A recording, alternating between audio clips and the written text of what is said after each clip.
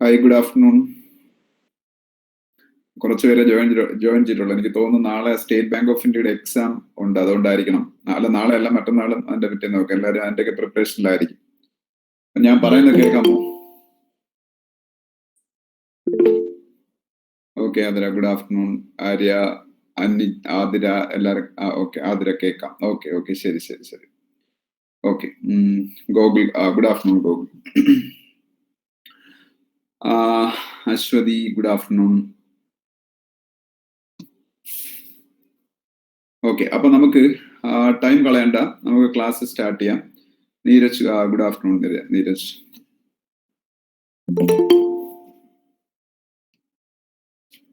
Okay, അപ്പോ കഴിഞ്ഞ ആഴ്ച നമ്മൾ കുറെ കാര്യങ്ങൾ ഡിസ്കസ് ചെയ്തായിരുന്നു. അതിന്റെ ബാലൻസ് ആയിട്ട് കുറച്ച് കാര്യങ്ങൾ ഡിസ്കസ് ചെയ്യാൻ നമുക്ക് ആദ്യം ഇന്ത്യയുടെ ചീഫ് ഇലക്ഷൻ കമ്മീഷൻ ആരാണ്? അതെല്ലാവർക്കും അറിയാവുന്ന ഒരു ക്വസ്റ്റ്യൻ ആണ്. ഞാനിപ്പോ ഇന്നലെ അതുമായിട്ട് ബന്ധപ്പെട്ട ഒരു ന്യൂസ് ഉണ്ട്, അതുകൊണ്ട് ചോദിക്കുകയാണ്. ഇന്ത്യയുടെ ചീഫ് ഇലക്ഷൻ കമ്മീഷണർ ആരാണ്?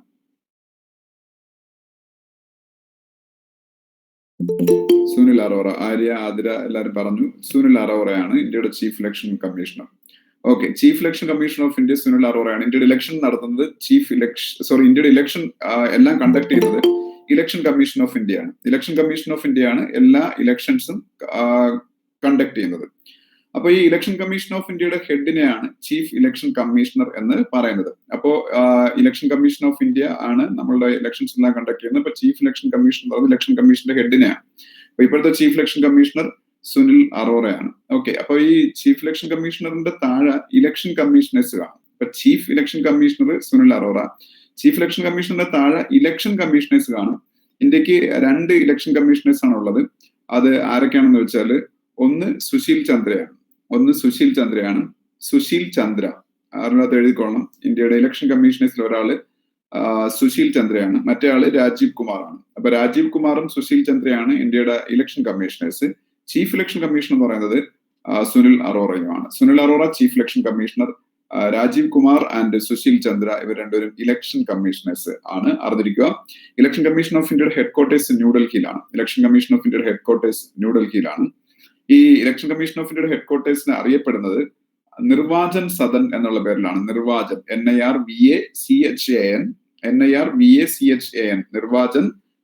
നിർവാചൻ സദൻ എന്നുള്ള പേരിലാണ് ഇലക്ഷൻ കമ്മീഷൻ ഓഫ് ഇന്ത്യയുടെ ഹെഡ്ക്വാർട്ടേഴ്സിന് അറിയപ്പെടുന്നത്. അത് ന്യൂഡൽഹിയിലാണ്. അപ്പോ ഞാൻ ഇത്രയും കാര്യങ്ങളാണ് പറഞ്ഞത്. ഇലക്ഷൻ കമ്മീഷൻ ഓഫ് ഇന്ത്യ എന്ന് പറയുന്നതാണ് നമ്മളുടെ ഇന്ത്യ വേൾഡിലെ ഏറ്റവും വലിയ ഡെമോക്രസിയാണ്. അപ്പൊ ഇവിടുത്തെ ഡെമോക്രാറ്റിക് പ്രോസസ് ആയ ഇലക്ഷൻ കണ്ടക്ട് ചെയ്യുന്നത് ഇപ്പൊ ലോക്കൽ ബോഡി ഇലക്ഷൻസ് നടന്നു, പഞ്ചായത്ത് മെമ്പേഴ്സ് തൊട്ട് സെലക്ട് ചെയ്ത് അങ്ങ് നമ്മളുടെ പ്രൈം മിനിസ്റ്റർ അല്ലെങ്കിൽ പ്രസിഡന്റിനെ വരെ സെലക്ട് ചെയ്യുന്ന ഇലക്ഷനും എല്ലാം കണ്ടക്ട് ചെയ്യുന്നത് ഇലക്ഷൻ കമ്മീഷൻ ആണ്. ഇലക്ഷൻ കമ്മീഷൻ ഓഫ് ഇന്ത്യയുടെ ഹെഡ്ക്വാർട്ടേഴ്സ് ന്യൂഡൽഹിയിലാണ്. ഇലക്ഷൻ കമ്മീഷൻ ഓഫ് ഇന്ത്യയുടെ ഹെഡ്ക്വാർട്ടേഴ്സിന്റെ പേരാണ് Nirvachan Sadan. Chief election commissioner ആണ് അതിന്റെ ഹെഡ് എന്ന് പറയുന്നത്. ചീഫ് ഇലക്ഷൻ കമ്മീഷണർ സുനിൽ അറോറയാണ്. അതിന്റെ താഴെ 2 ഇലക്ഷൻ കമ്മീഷണേഴ്സ് ഉണ്ട്. ആ ഇലക്ഷൻ കമ്മീഷണേഴ്സ് ആരൊക്കെയാണെന്നാണ് ഞാൻ പറഞ്ഞത്. രാജീവ് കുമാറും സുശീൽ ചന്ദ്രയും. സുശീൽ ചന്ദ്ര CBDTയുടെ ഫോമർ ഡയറക്ടറാണ്. CBDT എന്താണെന്ന്, CBDTയുടെ ഫോമർ ഡയറക്ടർ എന്ന് എഴുതണ്ട, ജസ്റ്റ് പറഞ്ഞാണ്.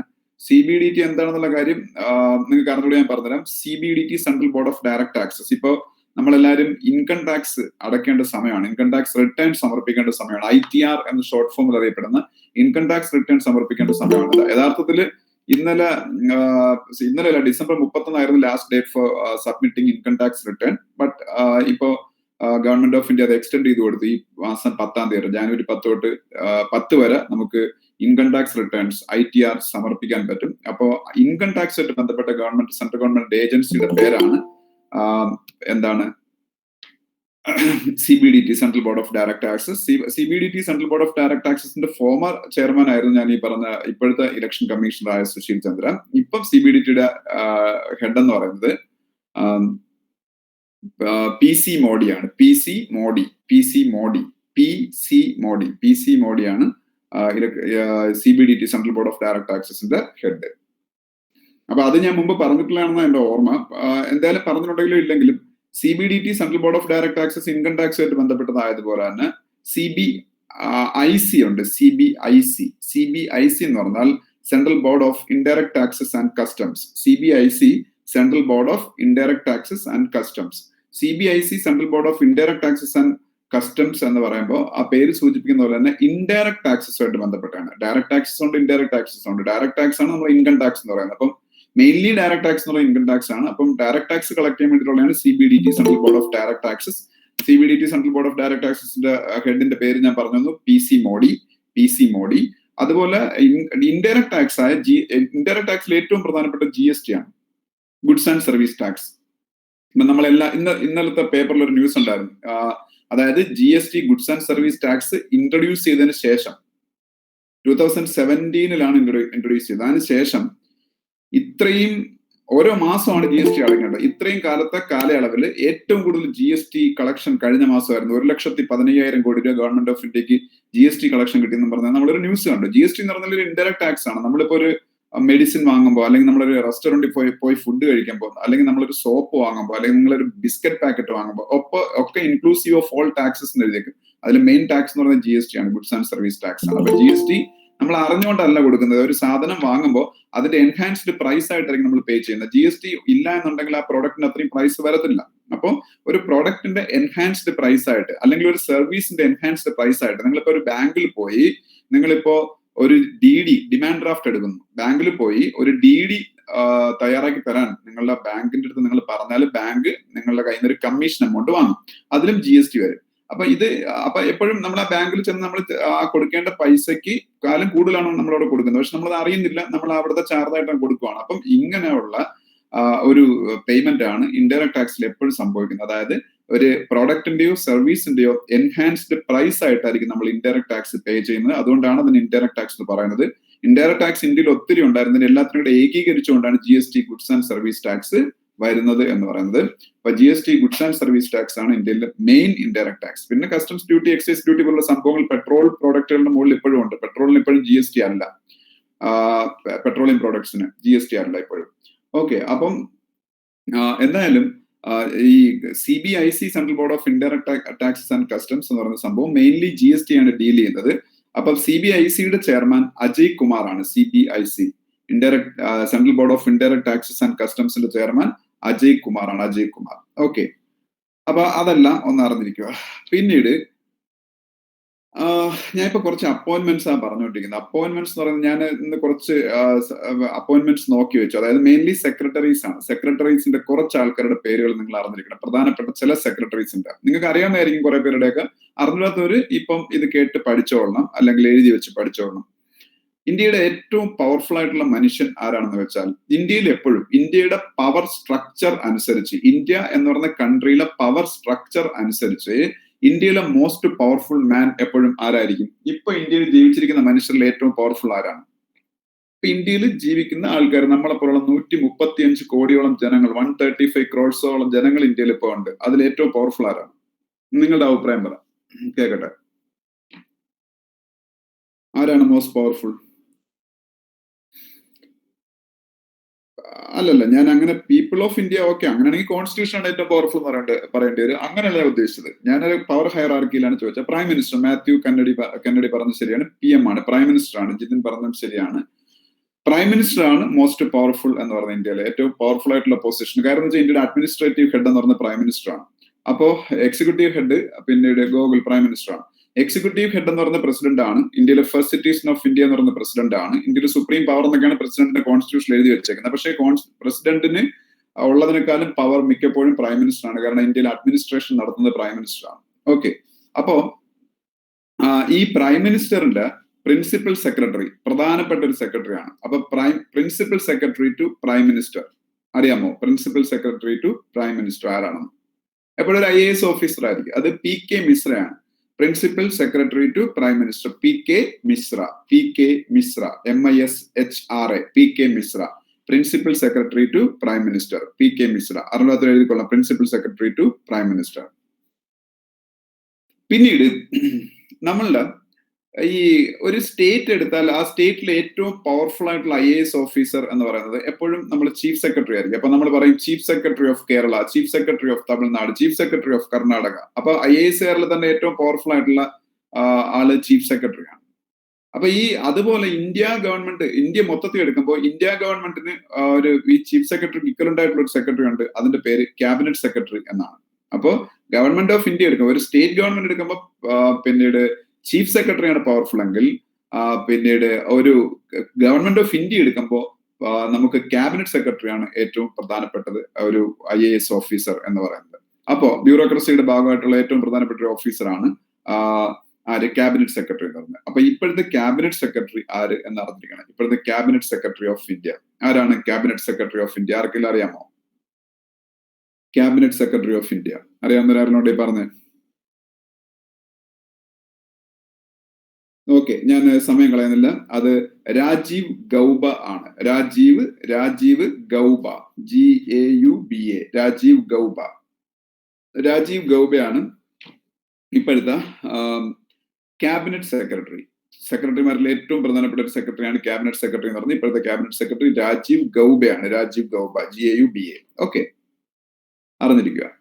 അതുപോലെ civil aviation secretary. Civil aviation അറിയാമല്ലോ, വ്യോമയാന, അതായത് നമ്മളെ പ്ലെയിനുകളും എല്ലാം സിവിൽ ഏവിയേഷൻ അണ്ടറിൽ വരുന്നതാണ്. അപ്പൊ civil aviation secretary civil aviation, ഇന്ത്യയുടെ സിവിൽ ഏവിയേഷൻ സെക്രട്ടറി. അതിനകത്ത് എഴുതിക്കോ, പ്രദീപ് സിംഗ് ഖരോള. പ്രദീപ് സ്പെല്ലിംഗ് നിങ്ങൾക്ക് അറിയാം, സിംഗിന്റെ സ്പെല്ലിംഗ് നിങ്ങൾക്ക് അറിയാം, ഇതെല്ലാം നിങ്ങൾക്ക് അറിയാവുന്ന വാക്കുകളാണ്. ഖരോള നിങ്ങൾക്ക് സ്പെല്ലിംഗ് അറിയായിരിക്കും, KHAROLA, KHAROLA. പ്രദീപ് സിംഗ് ഖരോള.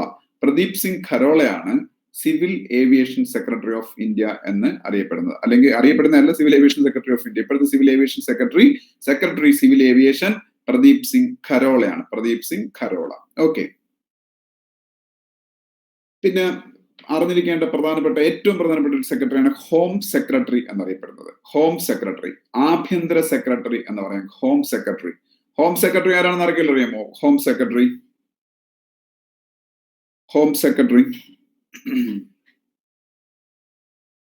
ആരും പറയുന്നില്ല.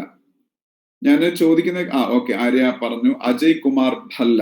അജയ് കുമാർ സ്പെല്ലിംഗ് നിങ്ങൾക്ക് അറിയാം. അജയ് കുമാർ കഴിഞ്ഞിട്ട് ഭല്ല, BHALLA. അജയ് കുമാർ ഭല്ല ആണ് ഹോം സെക്രട്ടറി ഓഫ് ഇന്ത്യ എന്നത്. Home secretary of India Ajay Kumar Bhalla ആണ്, BHALLA.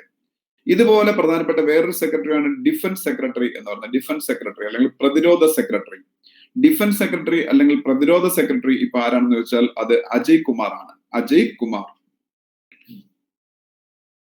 Defence secretary Ajay Kumar ആണ്. Defence secretary defence secretary of India Ajay Kumar. അതുപോലെ പ്രധാനപ്പെട്ട 2-3 സെക്രട്ടറിമാരുടെ പേര് നമുക്ക് പഠിക്കാം.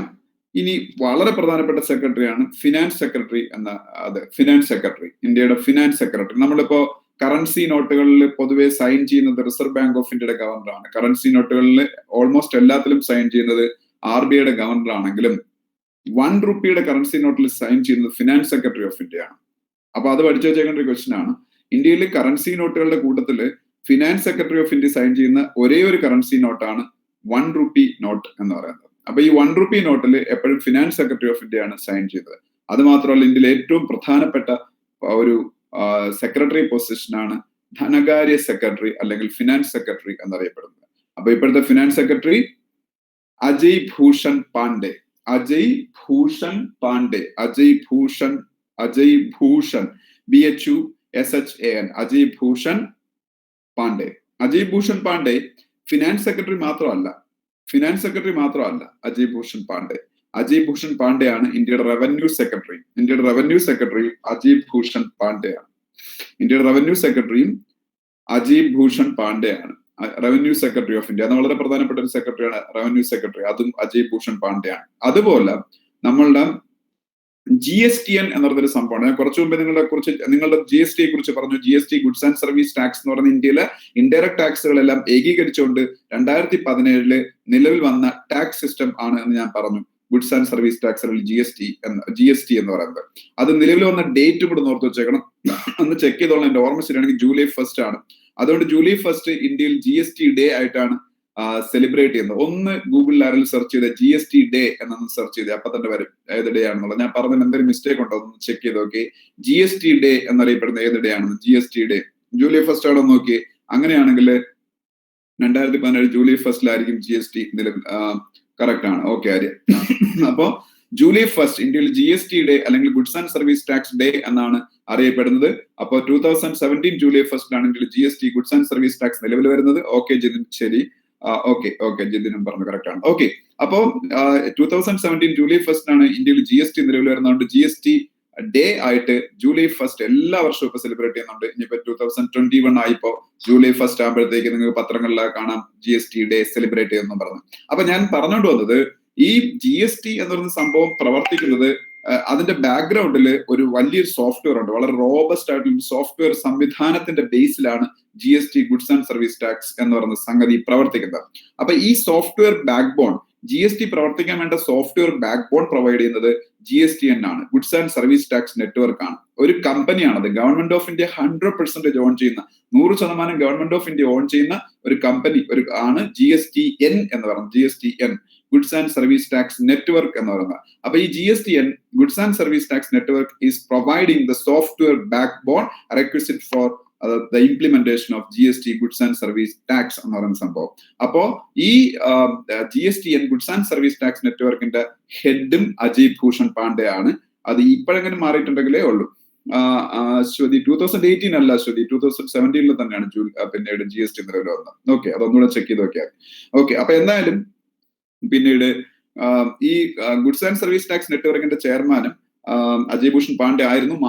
മാറിയതായിട്ട് നിങ്ങൾ കണ്ടില്ല. മാറിയിട്ടുണ്ടെങ്കിൽ നിങ്ങൾ ചെക്ക് ചെയ്ത് മാറ്റിക്കോളാം. ഓക്കെ, അപ്പം അതും അറിഞ്ഞിരിക്കുക. അതുപോലെ വളരെ പ്രധാനപ്പെട്ട വേറൊരു, ഈ ഫിനാൻസിന്റെ എല്ലാവരും ഒരുമിച്ച് പഠിക്കുന്ന നല്ലതാണ്. ഇപ്പൊ ഫിനാൻസ് സെക്രട്ടറി പറഞ്ഞു, റവന്യൂ സെക്രട്ടറി പറഞ്ഞു. അതുപോലെ വളരെ പ്രധാനപ്പെട്ടതാണ് എക്കണോമിക് അഫയേഴ്സ് സെക്രട്ടറി എന്ന് പറയുന്നത്. അതും ഫിനാൻസിന്റെ അണ്ടറിൽ വരുന്നതാണ്. ഫിനാൻസ് മിനിസ്ട്രിയുടെ അണ്ടറിലാണ് ഈ എക്കണോമിക് അഫയേഴ്സും ഒക്കെ വരുന്നത്. അപ്പൊ ആ സെക്രട്ടറിമാരെല്ലാവരും ഒരുമിച്ച് പഠിക്കുക. Finance secretary, revenue secretary, economic affairs secretary, ഇത് മൂന്നാണ് പ്രധാനം. പിന്നെയുണ്ട് എക്കണോമിക് ഫിനാൻഷ്യൽ സർവീസസ് സെക്രട്ടറി എന്ന് പറഞ്ഞത് വേറെയൊക്കെ ഉണ്ട്. എക്കണോമിക് അഫയേഴ്സ് സെക്രട്ടറി കൂടെ പഠിച്ചിട്ട് നമുക്ക് അവിടെ അവസാനിപ്പിക്കാം. എക്കണോമിക് അഫയേഴ്സ് സെക്രട്ടറി അതാനു ചക്രബർത്തിയാണ്. ATANU Atanu Chakraborty. CHAKRABORTY Atanu Chakraborty. Atanu Chakraborty is the secretary, economic affairs secretary. പിന്നീട് അടുത്ത വളരെ പ്രധാനപ്പെട്ട ഒരു സെക്രട്ടറിയാണ് external affairs secretary, foreign secretary എന്നറിയപ്പെടും. ഫോറിൻ സെക്രട്ടറി അല്ലെങ്കിൽ secretary external affairs, foreign secretary എന്നും നമ്മൾ പറയും. അത് ഹർഷവർദ്ധൻ ശൃംഗ്ല ആണ്. Harsh Vardhan Shringla, SHRINGLA. Harsh Vardhan Shringla is the external affairs secretary അല്ലെങ്കിൽ ഫോറിൻ സെക്രട്ടറി ഓഫ് ഇന്ത്യ, അദ്ദേഹമാണ്. ഓക്കെ, അപ്പൊ പ്രധാനപ്പെട്ട കുറച്ച് സെക്രട്ടറിമാരുടെ പേരാണ് ഞാനിപ്പോ പറഞ്ഞത്. ഓർത്തു വച്ചിരിക്കണം ഈ സെക്രട്ടറിമാരുടെ പേരുകൾ. ഓക്കെ, അപ്പൊ ഇനി നമുക്ക് സെക്രട്ടറിമാരെയൊക്കെ നമ്മളിപ്പം പ്രധാനപ്പെട്ടൊക്കെ ഞാൻ പറഞ്ഞു കഴിഞ്ഞു. ഇനി മറ്റു കാര്യങ്ങളിലേക്ക് നമുക്ക് പോകാം. ഇന്ത്യയുടെ ആദ്യത്തെ ഹോട്ട് എയർ ബലൂണിൽ വൈൽഡ് ലൈഫ് സഫാരി പ്രൊവൈഡ് ചെയ്യുന്ന ഇന്ത്യയിലെ ആദ്യത്തെ വൈൽഡ് ലൈഫ് സാങ്ച്വറി ഏതാണെന്ന് അറിഞ്ഞു, ഏത് സ്റ്റേറ്റിലെന്ന് അറിഞ്ഞിരിക്കണം, അതിന്റെ പേര് അറിഞ്ഞിരിക്കണം. അതായത് ഹോട്ട് എയർ ബലൂൺ. ഈ സഫാരി എന്ന് പറയുമ്പോഴത്തേക്ക്, വൈൽഡ് ലൈഫ് സഫാരി എന്ന് പറയുമ്പോഴത്തേക്ക് നമ്മൾ ഈ കാടിലൊക്കെ പോയി വന്യമൃഗങ്ങളൊക്കെ കാണുന്നതിനാണ്, വൈൽഡ് ലൈഫ് കണ്ട് ആസ്വദിക്കുന്നതാണ് വൈൽഡ് ലൈഫ് സഫാരി എന്ന് പറയുന്നത്. അതെപ്പോഴും നമ്മൾ ജീപ്പിലോ അങ്ങനെയൊക്കെയാണ് സാധാരണ പോകുന്നത്. പക്ഷെ ഇന്ത്യയിൽ ആദ്യമായിട്ട് ഒരു സ്ഥലത്ത് ഹോട്ട് എയർ ബലൂൺ ഉണ്ടല്ലോ, ഹോട്ട് എയർ ബലൂൺ, അതിൽ നമുക്ക് കറങ്ങി സഞ്ചരിച്ച് ആ വൈൽഡ് ലൈഫ് സഫാരി നമുക്ക് നടത്താൻ പറ്റും. അതെവിടെയാണെന്ന് വെച്ചാൽ മധ്യപ്രദേശിലാണ്. മധ്യപ്രദേശിൽ അതൊരു ടൈഗർ റിസർവിലാണ് സംഭവം. മധ്യപ്രദേശിലെ ടൈഗർ റിസർവിന്റെ പേര് അറിഞ്ഞിരിക്കുക, ബന്ധവ്ഗർ. BANDHAVGARH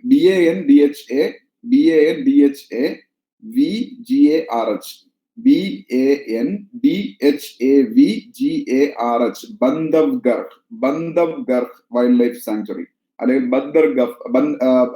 ബന്ധവ്ഗർ tiger reserve. ഇത് മധ്യപ്രദേശിലാണ്. ഇവിടെയാണ് ആദ്യത്തെ hot air wildlife safari ഇന്ത്യയിൽ, hot air balloon wildlife safari ഇന്ത്യയിൽ നടപ്പാക്കുന്നത്. Hot air balloon wildlife safari. Okay, അപ്പം അതും അറിഞ്ഞിരിക്കുക. അത് കഴിഞ്ഞതിന് ശേഷം നമ്മൾ എപ്പോഴും പറയുന്നതാണ് DRDO, defence research and development organisation. DRDOയെ കുറിച്ച് പലപ്പോഴും ഞാൻ ക്ലാസ്സിൽ, കറണ്ട് അഫയേഴ്സ് ക്ലാസ്സിൽ തന്നെ പറയാറുണ്ട്. DRDOയുടെ ഹെഡ്ക്വാർട്ടേഴ്സ് ന്യൂഡൽഹിയാണെന്ന് പറഞ്ഞിട്ടുണ്ട്.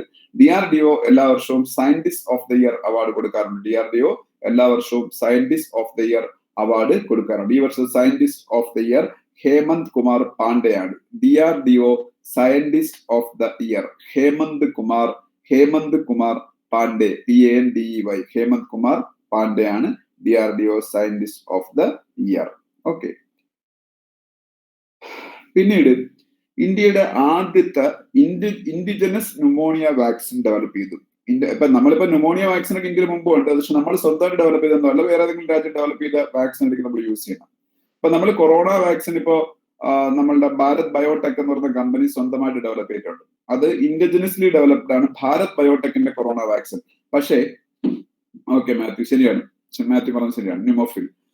നമുക്കിപ്പോ ഈ നമ്മളുടെ സെറം ഇൻസ്റ്റിറ്റ്യൂട്ട് ഡെവലപ്പ് ചെയ്ത കൊറോണ വാക്സിൻ ഒരിക്കലും ഇൻഡിജിനസ്ലി ഡെവലപ്ഡ് എന്ന് പറയാൻ പറ്റത്തില്ല. കാരണം എന്ന് വെച്ചാൽ അത് ഓക്സ്ഫോർഡ് യൂണിവേഴ്സിറ്റിയായിട്ട് ചേർന്നാണ് സെറം ഇൻസ്റ്റിറ്റ്യൂട്ട് അത് ഡെവലപ്പ് ചെയ്തത്. പക്ഷെ നമ്മൾ ഹൈദരാബാദ് ബേസ്ഡ് ആയിട്ടുള്ള പിന്നീട് ഭാരത് ബയോടെക് എന്ന് പറഞ്ഞ വാക്സിൻ കമ്പനി ഡെവലപ്പ് ചെയ്ത കൊറോണ വാക്സിൻ എന്ന് പറഞ്ഞാൽ അത് 100% ഇൻഡിജിനസ്ലി ഡെവലപ്ഡ് ആണ്. കാരണം അത് ഇന്ത്യയിലാണ് ഡെവലപ്പ് ചെയ്തതും റിസർച്ച് നടത്തിയതും. ഓക്കെ.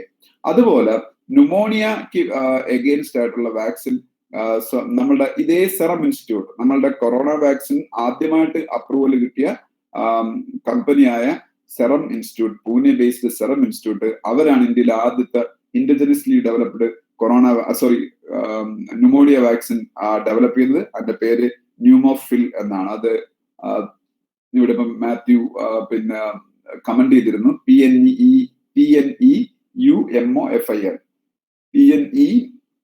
PNEUMOFIL അല്ല, SIL ആണ്, ന്യൂമോസിൽ എന്നാണ്. ന്യൂമോഫിൽ അല്ല, ന്യൂമോസിൽ ആണ്, ന്യൂമോസിൽ. ഓക്കെ. അപ്പം അതറിഞ്ഞിരിക്കുക. സെറം ഇൻസ്റ്റിറ്റ്യൂട്ടിന്റെ ഹെഡ്ക്വാർട്ടേഴ്സ് എവിടെയാണ്? സെറം ഇൻസ്റ്റിറ്റ്യൂട്ട് വേൾഡിൽ തന്നെ ഏറ്റവും വലിയ വാക്സിൻ മാനുഫാക്ചറിങ് കമ്പനികളിൽ ഒരെണ്ണം ആയ സെറം ഇൻസ്റ്റിറ്റ്യൂട്ടിന്റെ ഹെഡ്ക്വാർട്ടേഴ്സ് എവിടെയാണെന്ന് പറയാമോ? സെറം ഇൻസ്റ്റിറ്റ്യൂട്ടിന്റെ ഹെഡ്ക്വാർട്ടേഴ്സ് ഏത്? ഹൈദരാബാദ് അല്ല, ഹൈദരാബാദ് ഭാരത് ബയോടെക്കിന്റെ ഹെഡ്ക്വാർട്ടേഴ്സ് ആണ്. രണ്ടാമത്തെ കോവിഡ് വാക്സിൻ മാനുഫാക്ചറിങ് കമ്പനിയായ ഭാരത് ബയോടെക് പൂനെയാണ്. നീരജ് പറഞ്ഞത് ശരിയാണ്, പൂനെ. നീരജ്, ഗ്രീഷ്മ, ഗോകുൽ, അശ്വതി എല്ലാരും പറഞ്ഞത് ശരിയാണ്. പൂനെയാണ് സെറം ഇൻസ്റ്റിറ്റ്യൂട്ടിന്റെ ഹെഡ്ക്വാർട്ടേഴ്സ്. ഹൈദരാബാദ് ഭാരത് ബയോടെക്കിന്റെ ഹെഡ്ക്വാർട്ടേഴ്സ് ആണ്, ഭാരത് ബയോടെക്കിന്റെ. ഓക്കെ. പിന്നീട് ഞാനിപ്പോ ഒരു കാര്യം പറയാം, ഒരാളുടെ പേര് പറയാം. ഈ ആളുടെ പേര് നിങ്ങൾ എവിടെയെങ്കിലും കേട്ടിട്ടുണ്ടോ എന്ന് പറയുന്നത് രജീന്ദർ സച്ചാർ. RAJINDER Rajinder Sachar, SACHAR. ഒരാളുടെ പേരാണ് രജീന്ദർ സച്ചാർ. എവിടെയെങ്കിലും കേട്ടിട്ടുണ്ടോ? കേട്ടാനുള്ള സാധ്യത കുറവാണ്, ഞാൻ പറയാം. മുമ്പ് സുപ്രീം കോടതിയിലൊക്കെ ജഡ്ജി ആയിരുന്ന ഒരു റിട്ടയർഡ് ജഡ്ജിയാണ് രജീന്ദർ സച്ചാർ. ഈ രജീന്ദർ സച്ചാറിന്റെ പേര് ഞാനിപ്പോ പറയാൻ കാരണം, കോൺഗ്രസ് ഭരിക്കുന്ന സമയത്ത്, മൻമോഹൻ സിംഗ് പ്രൈം മിനിസ്റ്റർ ആയിരിക്കുന്ന സമയത്ത് ഇന്ത്യയിൽ മുസ്ലിങ്ങളുടെ പിന്നോക്കാവസ്ഥ, ഇപ്പൊ ന്യൂനപക്ഷം എന്ന് പറഞ്ഞാൽ ഇന്ത്യയിൽ പല ന്യൂനപക്ഷങ്ങളുണ്ട്.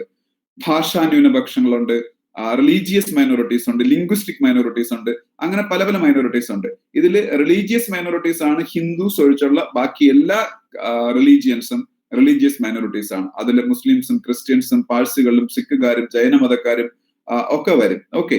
അപ്പോ ഈ കൂട്ടത്തിൽ ഏറ്റവും പ്രോമിനന്റ് ആയിട്ടുള്ള മൈനോറിറ്റി കമ്മ്യൂണിറ്റി എന്ന് വെച്ചാൽ ഒബ്വിയസ്ലി അത് മുസ്ലിംസ് ആണ്. കാരണം ഇന്ത്യയിലാണ് ലോകത്തിൽ തന്നെ മുസ്ലിംസിന്റെ പോപ്പുലേഷൻ ഇന്തോനേഷ്യ കഴിഞ്ഞാൽ ഏറ്റവും കൂടുതൽ.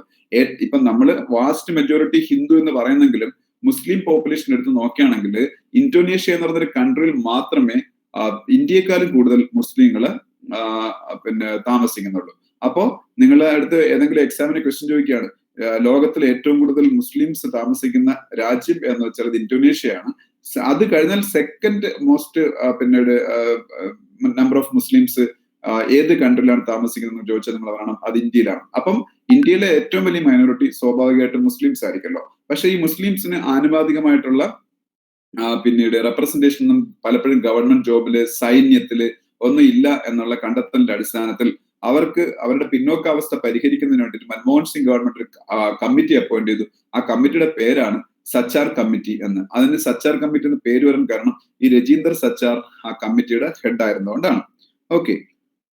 അപ്പൊ അദ്ദേഹം ഈയിടയ്ക്ക് മരിച്ചുപോയി. അദ്ദേഹത്തിന്റെ ഓട്ടോബയോഗ്രഫിയുടെ പേരാണ് ഇൻ പർസ്യൂട്ട് ഓഫ് ജസ്റ്റിസ്.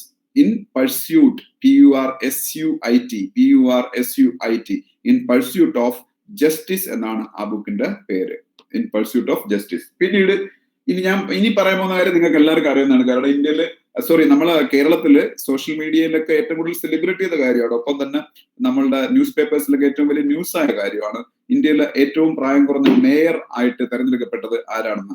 ഞാൻ ട്രിവാൻഡ്രത്ത് ഇരുന്നുകൊണ്ടാണ് നിങ്ങളോട് സംസാരിക്കുന്നത്. ട്രിവാൻഡ്രത്തിന്റെ ഇപ്പോഴത്തെ നഗര മാതാവ്, നഗരപിതാവ് എന്നാണ് സാധാരണ മേയറിനെ പറയുന്നത്. കാരണം എപ്പോഴും കൂടുതൽ കാലവും പിന്നീട് പുരുഷന്മാരാണ് മേയർ ആയിട്ടുള്ളത്. പക്ഷെ സ്ത്രീകൾ പലരും ആയിട്ടുണ്ട്. ഓക്കെ, ഗോകുൽ, ഗ്രീഷ്മ, ആതിര, ദീപക് എല്ലാവരും പറഞ്ഞ ശരിയാണ്. ആര്യ രാജേന്ദ്രൻ ആണ്, ആര്യ രാജേന്ദ്രൻ. ഓക്കെ, അപ്പൊ അവരാണ് ഇപ്പൊ ഇന്ത്യയിൽ ഏറ്റവും പ്രായം കുറഞ്ഞ മേയർ എന്ന് പറയുന്നത്. ഓക്കെ, പിന്നീട് ഞാൻ ഇനി ഒരു ഓർഗനൈസേഷന്റെ പേര് പറയാൻ പോയാണ്. നിങ്ങളടുത്ത് ഒരു കാര്യം കൂടെ ഞാൻ അന്നേ പറഞ്ഞാണ്. നമ്മളുടെ ആപ്റ്റിറ്റ്യൂഡിന്റെ ഓൺലൈൻ പ്ലാറ്റ്ഫോമായ aptitudellive.com-ന്റെ അകത്ത് ഞാൻ ഈ കറണ്ട് അഫയേഴ്സ് ഒക്കെ അപ്ഡേറ്റ് ചെയ്യുന്നുണ്ട്. അത് നിങ്ങളെ ഹിന്ദു ന്യൂസ് പേപ്പർ വായിക്കാൻ നിങ്ങൾ ഒരുപാട് ഹെൽപ്പ് ചെയ്യും. കാര്യം എന്താണെന്ന് വെച്ചാൽ ഹിന്ദു പത്രത്തില് പ്രധാനപ്പെട്ട ന്യൂസുകൾ ഞാൻ അതിൽ കോപ്പി പേസ്റ്റ് ചെയ്തിടുന്നുണ്ട്, മാർക്ക് ചെയ്ത്. അപ്പം അതിന്റെ കൂടുതൽ ന്യൂസ് നിങ്ങൾക്ക് വായിക്കണമെങ്കിൽ ഹിന്ദു പത്രം എടുത്ത് നോക്കിയാൽ മിക്ക ന്യൂസ് ഹിന്ദു എന്നുള്ളതാണ് ഞാൻ അതിന്റെ അകത്ത് ഇടുന്നത്. അപ്പൊ അതിനകത്ത് കാണുന്ന ന്യൂസുകൾ തന്നെ നിങ്ങൾ ഹിന്ദു എടുത്ത് ചൊന്നുടന്ന് വായിച്ചാൽ കൂടുതലായിട്ട് കാര്യങ്ങൾ അറിയാൻ പറ്റും. കാര്യം ഞാനിത് കുറച്ച് മാത്രമേ അതിൽ നോക്കിയിട്ട് അപ്ഡേറ്റ് ചെയ്യുന്നുള്ളൂ. അപ്പൊ അത് ചെയ്തോളൂ. പിന്നെ അതിൽ ഒരുപാട് ഓൺലൈൻ ടെസ്റ്റുകളും ഒരുപാട് ക്യൂസുകളും ഒക്കെ നമ്മൾ അപ്ഡേറ്റ് ചെയ്തിട്ടുണ്ട്. അതെല്ലാം എടുത്ത് ചെയ്യണം ഡെയിലി നിങ്ങൾക്കൊരു 10-100 ക്വസ്റ്റ്യൻ എങ്കിലും പിന്നീട് ചെയ്യാൻ പറ്റുന്ന രീതിയിലാണ് ഞങ്ങൾ എല്ലാ ദിവസവും ക്വസ്റ്റ്യൻസ് ആഡ് ചെയ്ത് പോകുന്നത്. കറണ്ട് അഫയേഴ്സ് ക്യൂസ്, പിന്നീട് ഓൺലൈൻ ടെസ്റ്റുകൾ, ബാങ്കിന്റെ SSCയുടെയും ഒക്കെ നിങ്ങൾക്ക് ഇപ്പൊ അത് ചെയ്യാൻ പറ്റും. ഇഷ്ടംപോലെ ആഡ് ചെയ്യുന്നുണ്ട്. അപ്പൊ ദയവ് ചെയ്ത് അതൊക്കെ എടുത്ത് ചെയ്ത് നോക്കുക. ഓക്കെ, അത് പറഞ്ഞതേ ഉള്ളൂ. അപ്പം ഞാൻ ഇനി പറയാൻ പോണത് ഒരു ഓർഗനൈസേഷന്റെ പേരിന്റെ അബ്രിവേഷൻ ആണ്. ഇൻകോയിസ് എന്ന് പറയും. INCOIS. INCOIS. ക്യാപിറ്റൽ ലെറ്റേഴ്സ് തന്നെ എഴുതണം. INCOIS. And expansion Indian national centre for ocean information services. Indian national centre for ocean information services. അതിന്റെ ഹെഡ്ക്വാർട്ടേഴ്സ് എവിടെയാണെന്നാണ് ആദ്യം അറിഞ്ഞിരിക്കേണ്ടത്. ആക്ച്വലി ആ പേര് സൂചിപ്പിക്കുന്നതല്ല. Indian national centre for ocean information services. ഓഷ്യനുമായിട്ട് ബന്ധപ്പെട്ട, സമുദ്രവുമായിട്ട് ബന്ധപ്പെട്ട ഇൻഫർമേഷൻ അതിന്റെ സ്റ്റേക്ക് ഹോൾഡേഴ്സ് എന്ന് പറയുമ്പോഴത്തേക്ക് അതിന്റെ ബെനിഫിഷ്യറീസ് ഒരുപാട് പേരുണ്ടായിരിക്കും. ഇവർ സുനാമി വാർണിംഗ് പോലും ഇവർ കൊടുക്കുന്നുണ്ട്. ഹൈ വേവ് അലർട്ടിനെ കുറിച്ച്, ജയന്റ് വേവ്സിനെ കുറിച്ച്, പിന്നീട് ഫിഷ് എവിടെയാണ് അതിന്റെ റിസോഴ്സസ് ഉള്ളത്, ഇതിനെക്കുറിച്ച് എല്ലാവരും കൊടുക്കുന്നത്. അപ്പൊ ഫിഷർമാൻ യൂസ്ഫുൾ ആണ്, വേരിയസ് ഗവൺമെന്റ് ഏജൻസീസ് യൂസ്ഫുൾ ആണ്. ഈ ഇൻഫർമേഷൻ എല്ലാം പ്രൊവൈഡ് ചെയ്യുന്ന ഒരു സ്ഥാപനം, ഗവൺമെന്റിന്റെ സ്ഥാപനമാണ് INCOIS എന്ന് പറയുന്നത്. അതിന്റെ ഹെഡ്ക്വാർട്ടേഴ്സ് എവിടെയാണെന്ന് അറിഞ്ഞിരിക്കണം. അതിന്റെ ഹെഡ്ക്വാർട്ടേഴ്സ് എവിടെയാണെന്ന് അറിയാമോ? അതിന്റെ ഹെഡ്ക്വാർട്ടേഴ്സ് ഹൈദരാബാദിലാണ്. INCOIS. അതിന്റെ ഹെഡ്ക്വാർട്ടേഴ്സ് എവിടെയാണ്? ഹൈദരാബാദിലാണ്. ഒപ്പം അവരിപ്പൊ പുതുതായിട്ട് തുടങ്ങിയ ഒരു പ്രോജക്ടിന്റെ പേരാണ് ഡിജിറ്റൽ ഓഷൻ എന്ന് പറയും. Digital Ocean. അപ്പം INCOIS എന്ന് പറഞ്ഞ ഗവൺമെന്റ് ഓഫ് ഇന്ത്യ ഒരു പ്രധാനപ്പെട്ട സ്ഥാപനം ഓഷൻ ഇൻഫർമേഷൻസ് കളക്ട് ചെയ്ത് അതിന്റെ സ്റ്റേക്ക് ഹോൾഡേഴ്സിന് പ്രൊവൈഡ് ചെയ്യുന്ന ആ സ്ഥാപനം പുതുതായിട്ട് തുടങ്ങിയ സ്കീമിന്റെ പേര് അല്ലെങ്കിൽ പ്രോജക്ടിന്റെ പേരാണ് ഡിജിറ്റൽ ഓഷൻ എന്ന് പറയുന്നത്. ഡിജിറ്റൽ ഓഷൻ എന്ന് പറയുന്ന സംഭവം വഴി ഡിജിറ്റലി ഈ ഞാൻ നേരത്തെ പറഞ്ഞ ഇൻഫർമേഷൻസ് എല്ലാം ഈസിലി അവൈലബിൾ ആവും ഈ ഡേറ്റ വേണ്ടവർക്ക്. അതിനു വേണ്ടിയിട്ടാണ് അവർ ഡിജിറ്റൽ ഓഷൻ എന്ന് പറയുന്ന സ്കീം സ്റ്റാർട്ട് ചെയ്തത്. ആ ഒരു പ്രൊജക്ട് ലോഞ്ച് ചെയ്തത്, അത് ഇനാഗുറേറ്റ് ചെയ്തത് ഹർഷവർദ്ധൻ ആണ്. കാര്യം ഹർഷവർദ്ധൻ അത് ഇനാഗുറേറ്റ് ചെയ്യാൻ കാരണമുണ്ട്. ഹർഷവർദ്ധൻ ഗവൺമെന്റ് ഓഫ് ഇന്ത്യയിലെ ഒരു മിനിസ്റ്റർ ആണ്. പക്ഷെ അത് മാത്രമല്ല, അദ്ദേഹം സയൻസ് ആൻഡ് ടെക്നോളജി മിനിസ്റ്റർ ആണ്. ഇത് സയൻസ് ആൻഡ് ടെക്നോളജി അണ്ടറിൽ വരുന്ന കാര്യമാണ്. അതുകൊണ്ടാണ് അദ്ദേഹം സയൻസ് ആൻഡ് ടെക്നോളജിയുടെ മാത്രം മിനിസ്റ്റർ അല്ല ഹർഷവർദ്ധൻ. അതുപോലെ അദ്ദേഹം ഹെൽത്തിന്റെ മിനിസ്റ്ററുമാണ്. ഹെൽത്ത് മിനിസ്റ്ററും ഹർഷവർദ്ധനാണ്. ഇപ്പൊ കൊറോണ റിലേറ്റഡ് ആയിട്ടുള്ള ഇഷ്യൂസ് വരുമ്പോൾ എപ്പോഴും ഹർഷവർദ്ധനാണ് ഇന്ത്യ ഗവൺമെന്റിന് വേണ്ടിയിട്ട് പത്രസമ്മേളനം നടത്തുന്ന കാര്യങ്ങൾ പറയുന്നത്. കാരണം അദ്ദേഹമാണ് കൺസേൺ മിനിസ്റ്റർ എന്ന് പറയുന്നത്. He's the health minister of India and also he's the science and technology minister of India. Okay, അപ്പം അറിഞ്ഞിരിക്കുക. പിന്നീട് അപ്പം ഈ INCOISന്റെ എക്സ്പാൻഷനും ഒക്കെ ഒന്ന് അറിഞ്ഞു വെച്ചേക്കാം. ഓക്കെ, അത് ഒരു ഹൈദരാബാദ് ബേസ്ഡ് ആയിട്ടുള്ള ഒരു ഓർഗനൈസേഷൻ ആണ്. ഓക്കെ, പിന്നീട് നമ്മൾ ഏറ്റവും കൂടുതൽ ഡിഫൻസ് എക്യുപ്മെന്റ്സ് ലോകത്തിലെ പല രാജ്യങ്ങളിൽ നിന്നും ഇറക്കുമതി ചെയ്യുന്ന ഒരു കൺട്രിയാണ് ഇന്ത്യ എന്ന് പറയുന്ന രാജ്യം. ഒരുപാട് രാജ്യങ്ങളിൽ നിന്ന് നമ്മൾ ഇറക്കുമതി ചെയ്യുന്നുണ്ട് ഡിഫൻസ് റിലേറ്റഡ് ആയിട്ടുള്ള അല്ലെങ്കിൽ ആയുധങ്ങളും ആംസും അമ്മ്യൂണിഷൻസും എല്ലാം. അത് ഇന്ത്യ ഏറ്റവും കൂടുതൽ ഇറക്കുമതി ചെയ്തുകൊണ്ടിരിക്കുന്നത് റഷ്യയിൽ നിന്നും പിന്നീട് ഇസ്രായേലിൽ നിന്നും അമേരിക്കയിൽ നിന്നും ഒക്കെയാണ് ഏറ്റവും കൂടുതലായിട്ട് ഇത് ഇറക്കുമതി ചെയ്യുന്നത്. ഓക്കെ, പക്ഷെ ഇപ്പൊ ഇന്ത്യയുടെ ഒരു ലക്ഷ്യം എന്ന് പറഞ്ഞാൽ ഈ ഡിഫൻസ് റിലേറ്റഡ് ആയിട്ടുള്ള സംഭവങ്ങൾ ഇറക്കുമതി ചെയ്യുന്നത് കുറച്ചുകൊണ്ട് വന്നിട്ട് നമ്മൾ എക്സ്പോർട്ടേഴ്സ് ആയിട്ട് മാറണം എന്നുള്ളതാണ് ഗവൺമെന്റിന്റെ ലക്ഷ്യം. അപ്പം അതിന്റെ ഭാഗമായിട്ട് ഇന്ത്യ ചില മിസൈലുകൾ ഇപ്പൊ ഫ്രണ്ട്ലി കൺട്രീസിന്, ഇന്ത്യയുടെ സുഹൃത്ത് രാജ്യങ്ങൾക്ക് വിൽക്കാൻ തീരുമാനിച്ചിട്ടുണ്ട്. ഇന്ത്യയുടെ സുഹൃത്ത് രാജ്യങ്ങൾ, ഫ്രണ്ട് നേഷൻസിന് വിൽക്കാൻ തീരുമാനിച്ചിട്ടുണ്ട്. ബ്രഹ്മോസ് പോലുള്ള മിസൈലുകൾ, നിങ്ങൾ ബ്രഹ്മോസ് എന്ന് കേട്ടിട്ടുണ്ടായിരിക്കും. ബ്രഹ്മോസ് എന്ന് പറയുന്ന ഇന്ത്യയുടെ ഒരു സൂപ്പർസോണിക് ക്രൂയിസ് മിസൈലാണ്. ഇന്ത്യയുടെ സൂപ്പർസോണിക് ക്രൂയിസ് മിസൈൽ എന്ന് പറയുമ്പോൾ ഇന്ത്യ ഒറ്റയ്ക്ക് ഡെവലപ്പ് ചെയ്തതല്ല, റഷ്യയുമായിട്ടുള്ള ഇന്ത്യയുടെ ഫ്രണ്ട്ഷിപ്പിന്റെ ഒരു സിംബലും കൂടെയാണ് ബ്രഹ്മോസ് മിസൈൽ എന്ന് പറയുന്നത്. കാരണം ഇന്ത്യയും റഷ്യയും തമ്മിൽ ജോയിന്റ്ലി ഡെവലപ്പ് ചെയ്ത മിസൈലാണ് ബ്രഹ്മോസ്. അതുകൊണ്ടാണ് അതിന് പേര് വന്നത്. ഇന്ത്യയിൽ ആസാമിന്റെ സോറോ എന്നറിയപ്പെടുന്ന, സോറോ ഓഫ് ആസാം എന്നറിയപ്പെടുന്ന ബ്രഹ്മപുത്ര റിവറിന്റെ BRAHും, അതുപോലെ റഷ്യയിലെ ഏറ്റവും വലിയ സിറ്റികളിൽ ഒരെണ്ണവും റഷ്യയുടെ ക്യാപിറ്റലുമായ മോസ്കോ നിൽക്കുന്നത് മോസ്കോവ എന്ന് പറയുന്ന റിവറിന്റെ തീരത്താണ്. മോസ്കോ റഷ്യൻ ക്യാപിറ്റലാണ് മോസ്കോ. ഈ മോസ്കോ നിൽക്കുന്നത് മോസ്കോവ എന്ന് പറയുന്ന റിവറിന്റെ തീരത്താണ്. അപ്പൊ മോസ്കോവ റിവറിന്റെ MOSും ഇന്ത്യൻ റിവറായ സോറോ ഓഫ് ആസാം എന്നറിയപ്പെടുന്ന ബ്രഹ്മപുത്രയുടെ BRAHും ചേർന്നാണ് ബ്രഹ്മോസ് എന്നുള്ള പേരുണ്ടായത്. അപ്പൊ ഇൻഡോ റഷ്യൻ ജോയിന്റ് വെഞ്ചർ ആണ് ബ്രഹ്മോസ് എന്ന് പറഞ്ഞ മിസൈൽ. അതിന്റെ എല്ലാ വെർഷൻസും അവൈലബിൾ ആണ്. അതിന്റെ ആർമി വെർഷൻ ഉണ്ട്, ആർമിക്ക് യൂസ് ചെയ്യാനുള്ള ബ്രഹ്മോസ് ഉണ്ട്, നേവൽ വെർഷൻ ഉണ്ട്, നേവിക്ക് യൂസ് ചെയ്യാനുള്ള ബ്രഹ്മോസ് ഉണ്ട്, എയർഫോഴ്സ് വെർഷൻ ഉണ്ട്, പിന്നീട് അതായത് എയർഫോഴ്സിന് യൂസ് ചെയ്യാനുള്ള വെർഷൻ ഉണ്ട്. അതുകൊണ്ട് തന്നെ ബ്രഹ്മോസിന്റെ ട്രയാഡ് ഉണ്ടെന്ന് എപ്പോഴും പറയാറുണ്ട്. ബ്രഹ്മോസിന്റെ ട്രയാഡ് ന്യൂക്ലിയർ വാർഹെഡ്സ് പിന്നീട് കൊണ്ടുവരാനുള്ള കപ്പാസിറ്റി മിസൈലും കൂടിയാണ്. അതായത് ഒരു ന്യൂക്ലിയർ യുദ്ധം ഉണ്ടായാൽ ന്യൂക്ലിയർ ആംസ് വഹിച്ചുകൊണ്ട് പോയി അതിന്റെ ടാർഗറ്റിൽ പ്രഹരിക്കാൻ കപ്പാസിറ്റി ഉള്ള മിസൈലും കൂടിയാണ് ബ്രഹ്മോസ് എന്ന് പറയുന്നത്. അതുകൊണ്ട് തന്നെ ഇന്ത്യയുടെ ന്യൂക്ലിയർ ട്രയാഡ് കംപ്ലീറ്റ് ചെയ്യാൻ ബ്രഹ്മോസിന് കഴിയുമെന്നല്ല, ലോകത്തിലെ തന്നെ ഏറ്റവും ബെസ്റ്റ് മിസൈലുകളിൽ ഒരെണ്ണമാണ്. കാര്യം റഷ്യയുടെ കൂടെ സഹകരണത്തോടു കൂടിയാണ് ഇന്ത്യ ചെയ്തത്. അതുകൊണ്ട് വേൾഡിൽ തന്നെ ആ കാറ്റഗറിയില്ല, സൂപ്പർസോണിക് ക്രൂസ് മിസൈൽ എന്ന് പറയുന്ന കാറ്റഗറിയിൽ ഏറ്റവും ബെസ്റ്റ് മിസൈലിൽ ഒരെണ്ണം ഇപ്പോ ബ്രഹ്മോസ് ആണെന്നാണ് പറയുന്നത്. ഈ ബ്രഹ്മോസ് ഇന്ത്യ പല രാജ്യങ്ങളിൽ വിൽക്കാൻ തീരുമാനിച്ചിട്ടുണ്ട്. പല കൺട്രീസും എക്സ്പ്രഷൻ ഓഫ് ഇൻട്രസ്റ്റ് പ്രകടിപ്പിച്ചിട്ടുണ്ട് നമ്മളിന്ന് ഈ മിസൈൽ വാങ്ങാൻ. ഇപ്പൊ ഞാൻ പറയാൻ വന്നത് അതല്ല. ഇതേപോലെ ഇന്ത്യയുടെ മറ്റൊരു മിസൈലിനെ ഫ്രണ്ട്ലി നേഷൻസിന് എക്സ്പോർട്ട് ചെയ്യാൻ ഗവൺമെന്റിന്റെ ക്ലിയറൻസ് കിട്ടി. ആ മിസൈലിന്റെ പേര് ആകാശ് മിസൈൽ എന്നാണ്. ആകാശ് എന്ന് പറയുന്ന മിസൈല് ഇന്ത്യയുടെ ഫ്രണ്ട് നേഷൻസിന് സെല് ചെയ്യാൻ ഗവൺമെന്റ് ഓഫ് ഇന്ത്യയുടെ അപ്രൂവൽ കിട്ടിയിട്ടുണ്ട്. Akash missile is a surface to air missile.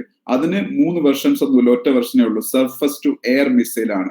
Surface to air missile അതിന്റെ റേഞ്ച് എന്ന് പറഞ്ഞാൽ 25 കിലോമീറ്റേഴ്സ് ആണ്. 25 കിലോമീറ്റർ റേഞ്ചിൽ പോയി പ്രഹരിക്കാൻ കപ്പാസിറ്റി ഉള്ള ഒരു സർഫസ് ടു എയർ മിസൈൽ ആണ് ആകാശ് എന്ന് പറയുന്ന മിസൈൽ. അറിഞ്ഞിരിക്കുക. അതുപോലെ ഇന്ത്യയുടെ first pollinator park, POLLINATOR pollination എന്ന് കേട്ടിട്ടുണ്ടല്ലോ. അപ്പൊ പോളിനേഷന് ഏറ്റവും കൂടുതൽ സഹായിക്കുന്ന ബട്ടർഫ്ലൈസ് അങ്ങനെയുള്ള സംഭവങ്ങളൊക്കെയാണ്. അതുപോലുള്ള സംഭവങ്ങൾ, ഇൻസെക്ട്സ്, അതൊക്കെയാണ്. അപ്പം ഇതിനൊക്കെ വേണ്ടിയിട്ടുള്ള ഒരു പാർക്ക് ഇന്ത്യയിൽ ആദ്യമായിട്ട് സ്റ്റാർട്ട് ചെയ്തു. The country's first pollinator park. അതെവിടെയാണെന്ന് വെച്ചാൽ ഉത്തരാഖണ്ഡിലാണ്. ഇന്ത്യയുടെ ആദ്യത്തെ പോളിനേറ്റർ പാർക്ക് എവിടെയാണ്? ഉത്തരാഖണ്ഡിലാണ്. ഹൽദ്വാനി എന്നുള്ള സ്ഥലത്താണ്. HALDWANI ഹൽദ്വാനി. ആതിര ശരിയാണ്, ഹൽദ്വാനി, ഉത്തരാഖണ്ഡ്. ഓക്കെ, അറിഞ്ഞിരിക്കുക. ഓക്കെ, ഉത്തരാഖണ്ഡിന്റെ ചീഫ് മിനിസ്റ്റർ ആരാണ്? ഉത്തരാഖണ്ഡിന്റെ ചീഫ് മിനിസ്റ്റർ. ഉത്തരാഖണ്ഡിന്റെ ക്യാപിറ്റൽ ഏതാണ്? ഉത്തരാഖണ്ഡിന്റെ ക്യാപിറ്റൽ ഏതാണെന്ന് നിങ്ങൾക്ക് അറിയായിരിക്കും. ഉത്തരാഖണ്ഡിന്റെ ക്യാപിറ്റലാണ് ഡെറാഡൂൺ. ഡെറാഡൂൺ ഉത്തരാഖണ്ഡിന്റെ ക്യാപിറ്റൽ. ത്രിവേന്ദ്ര സിംഗ് റാവത്ത് ആണ് ഉത്തരാഖണ്ഡിന്റെ chief minister. Trivendra Singh Rawat. TRIVENDRA Trivendra Singh Rawat, RAWAT. Trivendra Singh Rawat is the chief minister of Uttarakhand. Okay, പിന്നീട് ഗവിയെ കുറിച്ച് ഞാൻ നിങ്ങളുടെ ക്ലാസ്സിൽ മുമ്പ് പറഞ്ഞിടുന്ന ഓർമ്മ പറഞ്ഞിട്ടില്ലെങ്കിൽ ഇപ്പൊ കേട്ടോളൂ. Gavi global alliance for vaccines and immunisation. അതാണ് ഗവി എന്ന് അറിയപ്പെടുന്നത്. Global alliance for vaccines and immunisation, Gavi. അതിന്റെ ഡയറക്ടർ ബോർഡിലേക്ക് ഇന്ത്യയിൽ നിന്ന് ഒരാളെ സെലക്ട് ചെയ്തു. Global alliance for vaccines and immunisation, ഗവിയുടെ ഡയറക്ടർ ബോർഡിലേക്ക് ഇന്ത്യയിൽ നിന്ന് ഒരാളിനെ ഇപ്പൊ സെലക്ട് ചെയ്തിട്ടുണ്ട്. ആരായിരിക്കും? ഒബ്വിയസ്ലി ഒരു മിനിസ്റ്റർ ആണ്. അത് ഹർഷവർദ്ധൻ ആയിരിക്കും. ആതിരയും മാത്യുവും പറഞ്ഞ ശരിയാണ്, ഹർഷവർദ്ധനാണ്. കാരണം he's the health minister of India. അപ്പം ഹെൽത്തുമായിട്ട് റിലേറ്റഡ് ആണ് Gavi, global alliance for vaccines and immunisation എന്ന് പറയുന്നത്. അപ്പൊ സ്വാഭാവികമായിട്ടും ഇന്ത്യയിൽ നിന്ന് ഒരു മിനിസ്റ്ററിനെയാണ് സെലക്ട് ചെയ്യുമെങ്കിൽ അത് ഹെൽത്ത് മിനിസ്റ്റർ തന്നെ ആയിരിക്കും. ഹെൽത്ത് മിനിസ്റ്റർ ഹർഷവർദ്ധനാണ്. ഗവിയുടെ ഹെഡ്ക്വാർട്ടേഴ്സ് എവിടെയാണ്? GAVI. ഗവിയുടെ ഹെഡ്ക്വാർട്ടേഴ്സ് എവിടെയാണ്? സ്വിറ്റ്സർലൻഡിലെ ജനീവയിലാണ്. ഗവിയുടെ ഹെഡ്ക്വാർട്ടേഴ്സ് സ്വിറ്റ്സർലൻഡിലെ ജനീവയിലാണ്. ആതിര പറഞ്ഞ ശരിയാണ്, ജനീവയിലാണ്. സ്വിറ്റ്സർലൻഡിലെ ജനീവയിലാണ് ഗവിയുടെ ഹെഡ്ക്വാർട്ടേഴ്സ് എന്ന് പറയുന്നത്. ഓക്കെ, പിന്നീട്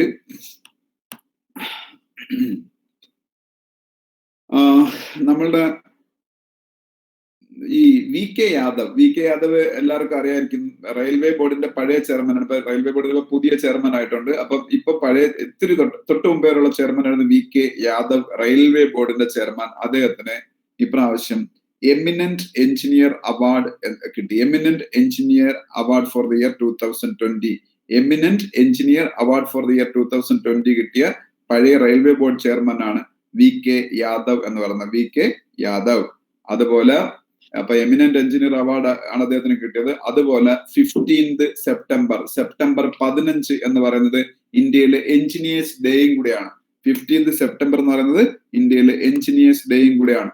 എന്തുകൊണ്ടാണ് എഞ്ചിനീയേഴ്സ് ഡേ ആയിട്ട് 15 സെപ്റ്റംബർ സെലിബ്രേറ്റ് ചെയ്യുന്നതെന്ന് ഞാൻ ആ സമയത്ത് ക്ലാസ്സിൽ ഉണ്ടായിരുന്നവരോട് പറഞ്ഞിട്ടുണ്ട്. 15 സെപ്റ്റംബർ എന്തുകൊണ്ട് എഞ്ചിനീയേഴ്സ് ഡേ ആയിട്ട് ഇന്ത്യയിൽ സെലിബ്രേറ്റ് ചെയ്യുന്നു എന്ന് ചോദിച്ചാൽ, ഇന്ത്യയിലെ ഏറ്റവും വലിയ എഞ്ചിനീയേഴ്സിൽ ഒരാളായിരുന്ന വിശ്വേശ്വരയ്യ, എം വിശ്വേശ്വരയ്യയുടെ ബർത്ത്ഡേ സെപ്റ്റംബർ 15 ആണ്. വിശ്വേശ്വരയ്യ ബാംഗ്ലൂർ, മൈസൂർ ഏരിയയിൽ ഒരുപാട് എഞ്ചിനീയറിംഗ് മാർവൽസ് കൺസ്ട്രക്ട് ചെയ്ത ഒരാളാണ്, അല്ലെങ്കിൽ അതിനെ വിഭാവനം ചെയ്ത് ആവിഷ്കരിച്ചെടുത്ത ഒരു എഞ്ചിനീയർ ആയിരുന്നു വിശ്വേശ്വരയ്യ എന്ന് പറയുന്ന എഞ്ചിനീയർ. കർണാടകക്കാരനാണ്. സെപ്റ്റംബർ 15 അദ്ദേഹത്തിന്റെ ബർത്ത്ഡേ. അതുകൊണ്ടാണ് ഇന്ത്യയിൽ എഞ്ചിനീയേഴ്സ് ഡേ ആയിട്ട് സെപ്റ്റംബർ 15 സെലിബ്രേറ്റ് ചെയ്യുന്നത്. സെപ്റ്റംബർ 15 സെലിബ്രേറ്റ് ചെയ്യുന്നത്. ഓക്കെ. ഇന്ത്യ കണ്ട പഴയകാല മ്യൂസീഷ്യന്മാരിൽ ഏറ്റവും ഫേമസ് ആയിട്ടുള്ള ഒരു മ്യൂസീഷ്യനാണ് താൻസൻ എന്ന് പറയുന്നത്. താൻസന്റെ പേരിൽ അതുകൊണ്ട് തന്നെ മധ്യപ്രദേശ് ഗവൺമെന്റ് താൻസൻ അവാർഡ് കൊടുക്കുന്നുണ്ട്. താൻസൻ സമ്മാൻ, മധ്യപ്രദേശ് ഗവൺമെന്റ് കൊടുക്കുന്ന ഒരു അവാർഡാണ് താൻസൻ സമ്മാൻ. TANSEN, താൻസൻ. ഓക്കെ. അദ്ദേഹം ഭയങ്കര വലിയൊരു മ്യൂസീഷ്യൻ ആയിരുന്നു. ഇന്ത്യയിൽ ജന്മം കൊണ്ട ഒരു വലിയ മ്യൂസീഷ്യൻ ആയിരുന്നു. അപ്പൊ ഈ താൻസൻ സമ്മാൻ ഇപ്രാവശ്യം കിട്ടിയത് സതീഷ് വ്യാസ് എന്ന് പറയുന്ന, പണ്ഡിറ്റ് സതീഷ് വ്യാസ് എന്ന് പറയുന്ന ഹിന്ദുസ്ഥാനി മ്യൂസിക്കിലെ ഒരു പ്രതിഭയ്ക്കാണ്. അദ്ദേഹം ഹിന്ദുസ്ഥാനി മ്യൂസിക് എന്ന് പറയുമ്പോഴത്തേക്ക് അദ്ദേഹം വോക്കലിസ്റ്റ് അല്ല, അദ്ദേഹം ഇൻസ്ട്രുമെന്റിലാണ് ഫേമസ്. ഏതിലാണെന്ന് വെച്ചാൽ നിങ്ങൾക്ക് അത്ര പരിചിതമായിട്ടുള്ള ഇൻസ്ട്രുമെന്റ് അല്ല. കർണാട്ടിക് മ്യൂസിക്കുമായിട്ട് ബന്ധപ്പെട്ട ഇൻസ്ട്രുമെന്റ്സ് ഒക്കെ ആണെന്ന് നമുക്ക് വലിയ പരിചിതമാണ്. നമ്മളിപ്പോ സിത്താർ എന്ന് പറയുന്ന സംഭവം നമ്മൾ കേട്ടിട്ടുണ്ടെങ്കിൽ സിത്താർ യഥാർത്ഥത്തിൽ കർണാട്ടിക് മ്യൂസിക്കിലില്ല. നമ്മൾ സൗത്ത് ഇന്ത്യയിൽ കൂടുതൽ കർണാട്ടിക് മ്യൂസിക്കാണ്. അപ്പം ഇതിപ്പോ സിത്താർ അല്ല ഞാൻ പറഞ്ഞുകൊണ്ടിരുന്നത്. സതീഷ് വ്യാസ് എന്ന് പറയുന്ന ആ ഒരു മ്യൂസീഷ്യൻ എന്തിനാണ് ഫേമസ് എന്ന് വെച്ചാൽ, എന്തിനാണ് എക്സ്പോണന്റ് എന്ന് വെച്ചാൽ സന്തൂറിലാണ്. സന്തൂർ, SANTOR. ആര്യ പറഞ്ഞ ശരിയാണ്. സന്തൂർ എന്ന് കേൾക്കുമ്പോൾ നിങ്ങൾക്ക് ഇപ്പൊ എല്ലാവർക്കും അറിയാം. ഒരുപക്ഷെ സന്തൂർ എന്ന് പറയുന്ന വാക്ക് കേട്ടിട്ടുള്ള ഒരു മനുഷ്യരെ കൂട്ടത്തിൽ കാണത്തില്ല. കാര്യം അത് പഴയ ഒരു സോപ്പിന്റെ പരസ്യം എപ്പോഴും നിങ്ങൾ കാണുന്നത്. പഴയ അല്ല, എപ്പോഴും ഉണ്ടാവും സോപ്പിന്റെ പരസ്യം. അപ്പം ആ സന്തൂർ അല്ല, അത് മ്യൂസിക്കൽ ഇൻസ്ട്രുമെന്റ് ആണ് സന്തൂർ. ഓക്കെ. അത് ഹിന്ദുസ്ഥാനി മ്യൂസിക്കിലുള്ള ഒരു ഇൻസ്ട്രുമെന്റ് ആണ്. ഓക്കെ. പിന്നീട്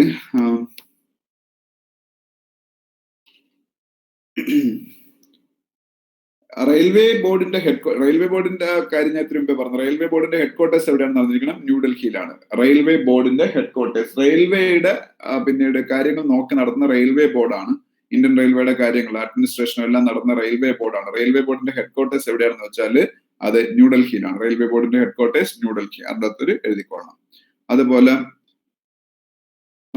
ഇന്ത്യയിലെ ഈ മെട്രോളജിക്കൽ സെന്റർ എന്ന് പറഞ്ഞാൽ അറിയില്ല, മെട്രോളജി എന്ന് പറഞ്ഞാൽ കാലാവസ്ഥാ പ്രവചനത്തിനൊക്കെ വേണ്ടിയിട്ടുള്ള മെട്രോളജിക്കൽ ഡിപ്പാർട്ട്മെന്റ്. ഇന്ത്യയിലെ ഏറ്റവും ഹയസ്റ്റ് മെട്രോളജിക്കൽ ഡിപ്പാർട്ട്മെന്റ്, സമുദ്രത്തിൽ നിന്ന് ഏറ്റവും ഉയരത്തിൽ നിൽക്കുന്ന മെട്രോളജിക്കൽ ഡിപ്പാർട്ട്മെന്റ് എവിടെയാണെന്ന് വെച്ചാൽ ലേയിലാണ്. LEH, ലേ എവിടെയാണെന്ന് നിങ്ങൾക്ക് അറിയാം.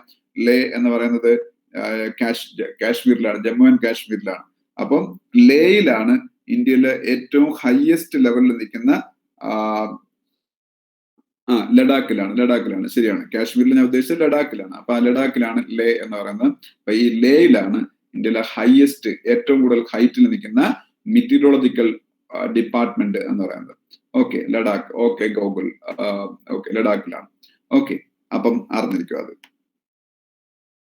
വേൾഡിലെ ഹയസ്റ്റ് വാർ പോയിന്റ് ഏതാണ്? വേൾഡിലെ ഹയസ്റ്റ് വാർ പോയിന്റ് അതും കാശ്മീരിൽ തന്നെയാണ്. ലോകത്തിലെ ഏറ്റവും ഉയരത്തില് സൈനിക പോസ്റ്റും ഒക്കെ ഉള്ളത് അവിടെയാണ്. ലോകത്തിലെ ഏറ്റവും ഉയരത്തിലെ സൈനിക പോസ്റ്റ്, ലോകത്തിലെ ഏറ്റവും ഉയരത്തിലുള്ള വാർ പോയിന്റ്, ഏറ്റവും ഹയസ്റ്റ് വാർ പോയിന്റ്. മാത്യു കന്നഡി സിയാച്ചിൻ എന്ന് പറഞ്ഞു. ശരിയാണ്, സിയാച്ചിനാണ് വേൾഡിലെ ഏറ്റവും ഹൈറ്റിലുള്ള വാർ പോയിന്റ് എന്ന് പറയുന്നത്. വാർ പോയിന്റ്. ആര്യ ശരിയാണ്, സിയാച്ചിൻ. ഓക്കെ. പിന്നീട് ADB അല്ല, ഞാൻ പറഞ്ഞുകൊടുക്കുന്നത് ആസാമിന്റെ ചീഫ് മിനിസ്റ്റർ, അതാണ് ഞാൻ ചോദിക്കാൻ വന്നത്. ആസാമിന്റെ ചീഫ് മിനിസ്റ്റർ ആരാണ്? ആസാമിന്റെ ചീഫ് മിനിസ്റ്റർ. ആസാം എന്ന് പറയുന്ന നോർത്ത് ഈസ്റ്റേൺ സ്റ്റേറ്റ് ആണ്. വടക്ക് കിഴക്കൻ സംസ്ഥാനങ്ങളുടെ കൂട്ടത്തിൽ ഒരു സ്റ്റേറ്റ് ആണ് ആസാം എന്ന് പറയുന്നത്. ഓക്കെ, സർബാനന്ദ സോണോവാൾ എന്ന ആര്യ പറഞ്ഞു, ശരിയാണ്. ഈ വടക്ക് കിഴക്കൻ സംസ്ഥാനങ്ങൾ എന്ന് പറയുന്നത് നോർത്ത് ഈസ്റ്റേൺ സ്റ്റേറ്റുകൾ എന്നാണ് പറയുന്നത്. നോർത്ത് ഈസ്റ്റേൺ സ്റ്റേറ്റുകൾ അല്ലെങ്കിൽ ഇന്ത്യയിലെ വടക്ക് കിഴക്കൻ മേഖലയിലുള്ള സംസ്ഥാനങ്ങൾ. അപ്പൊ അത് പലപ്പോഴും നമ്മൾ ഇന്ത്യയിൽ സംഭവിച്ചിട്ടുള്ള കാര്യം എന്ന് വെച്ചാൽ ആ സംസ്ഥാനങ്ങൾ ഏറ്റവും ജനസംഖ്യയിൽ പിന്നോക്കം നിൽക്കുന്നതും അതുപോലെ ഏറ്റവും ചെറിയ ഏറ്റവും ലാൻഡ് ലോക്ക്ഡ് ആയിട്ടുള്ള അല്ലെങ്കിൽ ഈ ഹില്ലി സ്റ്റേറ്റുകളൊക്കെയാണ്. അപ്പം അവിടെ ഈ പോപ്പുലേഷൻ തീരെ കുറവായതുകൊണ്ട് തന്നെ അവിടെ അങ്ങനെ സീറ്റുകളൊന്നുമില്ല. ഇപ്പൊ ലോക്സഭാ സീറ്റ്സിന്റെ ഒക്കെ എണ്ണം നോക്കിയാൽ ഓരോ സ്റ്റേറ്റിലും 1-2 സീറ്റ്സ് ഒക്കെ വെച്ചേ ഉള്ളൂ അരുണാചൽ പ്രദേശിലും അങ്ങനെയുള്ള സ്റ്റേറ്റുകളിൽ. അപ്പോ അതുകൊണ്ട് തന്നെ ഈ പൊളിറ്റീഷ്യൻസിന് ഈ നോർത്ത് ഈസ്റ്റേൺ എന്റെ റീജിയൻ അങ്ങ് ഇഗ്നോർ ചെയ്താലും ഒരു കുഴപ്പമില്ലായിരുന്നു. ഇപ്പൊ യു പിയിൽ കോൺസെൻട്രേറ്റ് ചെയ്താൽ ഒന്ന് ആലോചിക്കുക, യു പിയിൽ 80 ലോക്സഭാ സീറ്റ്സ് ഉണ്ട്. കാര്യം നമ്മൾ അതറിഞ്ഞിരിക്കണം, നിങ്ങൾക്ക് അറിയാമോ എന്ന് എനിക്കറിയത്തില്ല. ഏറ്റവും കൂടുതൽ സീറ്റ്സ് എങ്ങനെ ഉണ്ടാകുന്ന വെച്ചാൽ ഏറ്റവും കൂടുതൽ പോപ്പുലേഷൻ ഉള്ള സ്ഥലത്താണ് ഏറ്റവും കൂടുതൽ ലോക്സഭാ സീറ്റ്സും ഏറ്റവും കൂടുതൽ നിയമസഭാ സീറ്റുകളും വരുന്നത്, അല്ലെങ്കിൽ ലെജിസ്ലേറ്റീവ് അസംബ്ലി സീറ്റ്സും വരുന്നത്. അതുകൊണ്ടാണ് ഇന്ത്യയിൽ ഏറ്റവും മോസ്റ്റ് പോപ്പുലേറ്റഡ് ആയിട്ടുള്ള സ്റ്റേറ്റ് ആയ ഉത്തർപ്രദേശിനാണ് ഏറ്റവും കൂടുതൽ ലോക്സഭാ സീറ്റ്സ് ഉള്ളതും ഏറ്റവും കൂടുതൽ ലെജിസ്ലേറ്റീവ് അസംബ്ലി സീറ്റ്സ് അല്ലെങ്കിൽ ഏറ്റവും കൂടുതൽ MLA-മാരുള്ളതും. ഓക്കെ, കാരണം മാക്സിമം പോപ്പുലേഷൻ എവിടെയാണ്? പോപ്പുലേഷന്റെ അടിസ്ഥാനത്തിലാണ് കോൺസ്റ്റിറ്റ്യുവൻസീസിന്റെ ഡീലിമിറ്റേഷൻ നടക്കുന്നത്, അല്ലെങ്കിൽ മണ്ഡലം പുനർനിർണയം എന്നൊക്കെ പറയാം. അതൊക്കെ നടക്കുന്നത് കോൺസ്റ്റിറ്റ്യുവൻസിയുടെ ഡീലിമിറ്റേഷൻ നടക്കുന്നത് പോപ്പുലേഷന്റെ അടിസ്ഥാനത്തിൽ. ഏതെങ്കിലുമൊക്കെ എക്സാമിന് ചോദിച്ചാൽ അത് SSCക്കാണ് മെയിൻലി ചോദിക്കുന്നത്. കോൺസ്റ്റിറ്റ്യുവൻസീസിന്റെ എണ്ണം കൂടുന്നത് പോപ്പുലേഷന്റെ അടിസ്ഥാനത്തിൽ. അതുകൊണ്ടാണ് ഇപ്പൊ കേരളം എടുത്തു നോക്കിയാൽ കേരളം എന്ന് പറഞ്ഞ സ്റ്റേറ്റിൽ ഏറ്റവും കൂടുതൽ കോൺസ്റ്റിറ്റ്യുവൻസീസ് ഉള്ളത് മലപ്പുറത്താണ്. അതുകൊണ്ടാണല്ലോ മുസ്ലിം ലീഗ് എന്ന് പറയുന്ന പാർട്ടി കേരളത്തില് ഇപ്പൊ UDF എന്ന് പറയുന്ന സംവിധാനത്തിൽ ഡിസ്പ്രപ്പോർഷനേറ്റ് ആയിട്ടുള്ള ഒരു ഇൻഫ്ലുവൻസ് ഉണ്ടാക്കുന്നതും. കാരണം കോൺഗ്രസിനെ പോലും പലപ്പോഴും കൺട്രോൾ ചെയ്യാൻ പറ്റുന്ന രീതിയിൽ ലീഗ് വളരുന്നതിന്റെ കാരണം തന്നെ ലീഗിന് ഒരുപാട് MLA-മാര് വരുന്നുണ്ട്. കാരണം ആ മലപ്പുറം ഏരിയയിലാണ് അവർക്ക് ഏറ്റവും കൂടുതൽ സ്വാധീനം ഉള്ളത്, അവിടെയാണ് ഏറ്റവും കൂടുതൽ പോപ്പുലേഷൻ ഉള്ളത്, അവിടെയാണ് ഏറ്റവും കൂടുതൽ ലെജിസ്ലേറ്റീവ് അസംബ്ലി സീറ്റ്സ് ഉള്ളത്, ഏറ്റവും കൂടുതൽ MLA-മാരുള്ളത്. അപ്പൊ അതറിഞ്ഞിരിക്കുക. ഇപ്പൊ ഞാൻ പറഞ്ഞുകൊണ്ട് നോർത്ത് ഈസ്റ്റേൺ സ്റ്റേറ്റുകൾ ഹിസ്റ്റോറിക്കലി ഡെവലപ്മെന്റിൽ ബാക്ക്വേർഡ് പോകാനുള്ള റീസൺ ഞാൻ പറഞ്ഞതാണ്. നോർത്ത് ഈസ്റ്റേൺ സ്റ്റേറ്റുകൾ ഹിസ്റ്റോറിക്കലി എപ്പോഴും ഡെവലപ്മെന്റിൽ പിന്നോക്കം നിൽക്കുന്ന ഏറ്റവും അൺഡെവലപ്ഡ് ആയിട്ടുള്ള അല്ലെങ്കിൽ ലീസ്റ്റ് ഡെവലപ്ഡ് ആയിട്ടുള്ള സ്റ്റേറ്റുകളാണ്. കാരണം എന്താണെന്ന് വെച്ചാൽ എൻറ്റയർ നോർത്ത് ഈസ്റ്റിലൂടെ എടുത്തു നോക്കിയാൽ 20-25 സീറ്റുകളിൽ താഴെയുള്ളൂ. ഉത്തർപ്രദേശിൽ മാത്രം 80 സീറ്റുണ്ട്. പക്ഷെ നോർത്ത് ഈസ്റ്റിലും 7-8 സ്റ്റേറ്റുകളിൽ പോയി ക്യാമ്പയിനിങ് നടത്തി കഴിഞ്ഞാൽ അവർക്ക് കിട്ടുന്ന 25 താഴെ സീറ്റുകളാണ്. അതിൽ തന്നെ 14-15 സീറ്റ് ആസാമിലാണ്. പിന്നെ ബാക്കി 5 സ്റ്റേറ്റിലും കൂടെ മൊത്തം 10 സീറ്റ് കണ്ടേ, 5-6 സ്റ്റേറ്റുകളിലൂടെ മൊത്തം 10 സീറ്റ് കണ്ടേ ഉള്ളൂ. അപ്പം പൊളിറ്റീഷ്യൻസിന് അത്ര ഇൻട്രസ്റ്റ് ഇല്ലായിരുന്നു അവിടെ നിന്ന് ഡെവലപ്പ് ചെയ്യാൻ. അതാണ് പലപ്പോഴും ഈ സ്റ്റേറ്റുകൾ പിന്നോക്കാവസ്ഥയിൽ പോകാനുള്ള കാരണം. ഇപ്പൊ ഞാൻ പറഞ്ഞുകൊണ്ട് നോർത്ത് ഈസ്റ്റേൺ സ്റ്റേറ്റുകൾ എന്ന് പറയുമ്പോഴത്തേക്ക് നിങ്ങൾക്ക് തന്നെ ഞാനിപ്പോ പറഞ്ഞ ഏറ്റവും വലിയ ഉദാഹരണം ഞാൻ പറഞ്ഞിട്ട്, നോർത്ത് ഈസ്റ്റിലെ സ്റ്റേറ്റുകളുടെ ചീഫ് മിനിസ്റ്റേഴ്സിന്റെ പേര് ചോദിച്ചാൽ നിങ്ങൾക്ക് പലപ്പോഴും അറിഞ്ഞൂടെയായിരിക്കും. ആസാമിന്റെ അറിയായിരിക്കും ഒരു പരിധി വരെ, കാര്യം Assam is the biggest state in north eastern region. So നിങ്ങൾക്ക് അസാമിന്റെ ചീഫ് മിനിസ്റ്ററിന്റെ പേര് അറിയാമായിരിക്കും. പക്ഷേ മറ്റ് നോർത്ത് ഈസ്റ്റേൺ സ്റ്റേറ്റുകളുടെ പേര് പറഞ്ഞിട്ട് അവിടുത്തെ ചീഫ് മിനിസ്റ്റർ ചോദിച്ചാൽ പലപ്പോഴും നിങ്ങൾക്ക് അറിഞ്ഞുകൂടാ.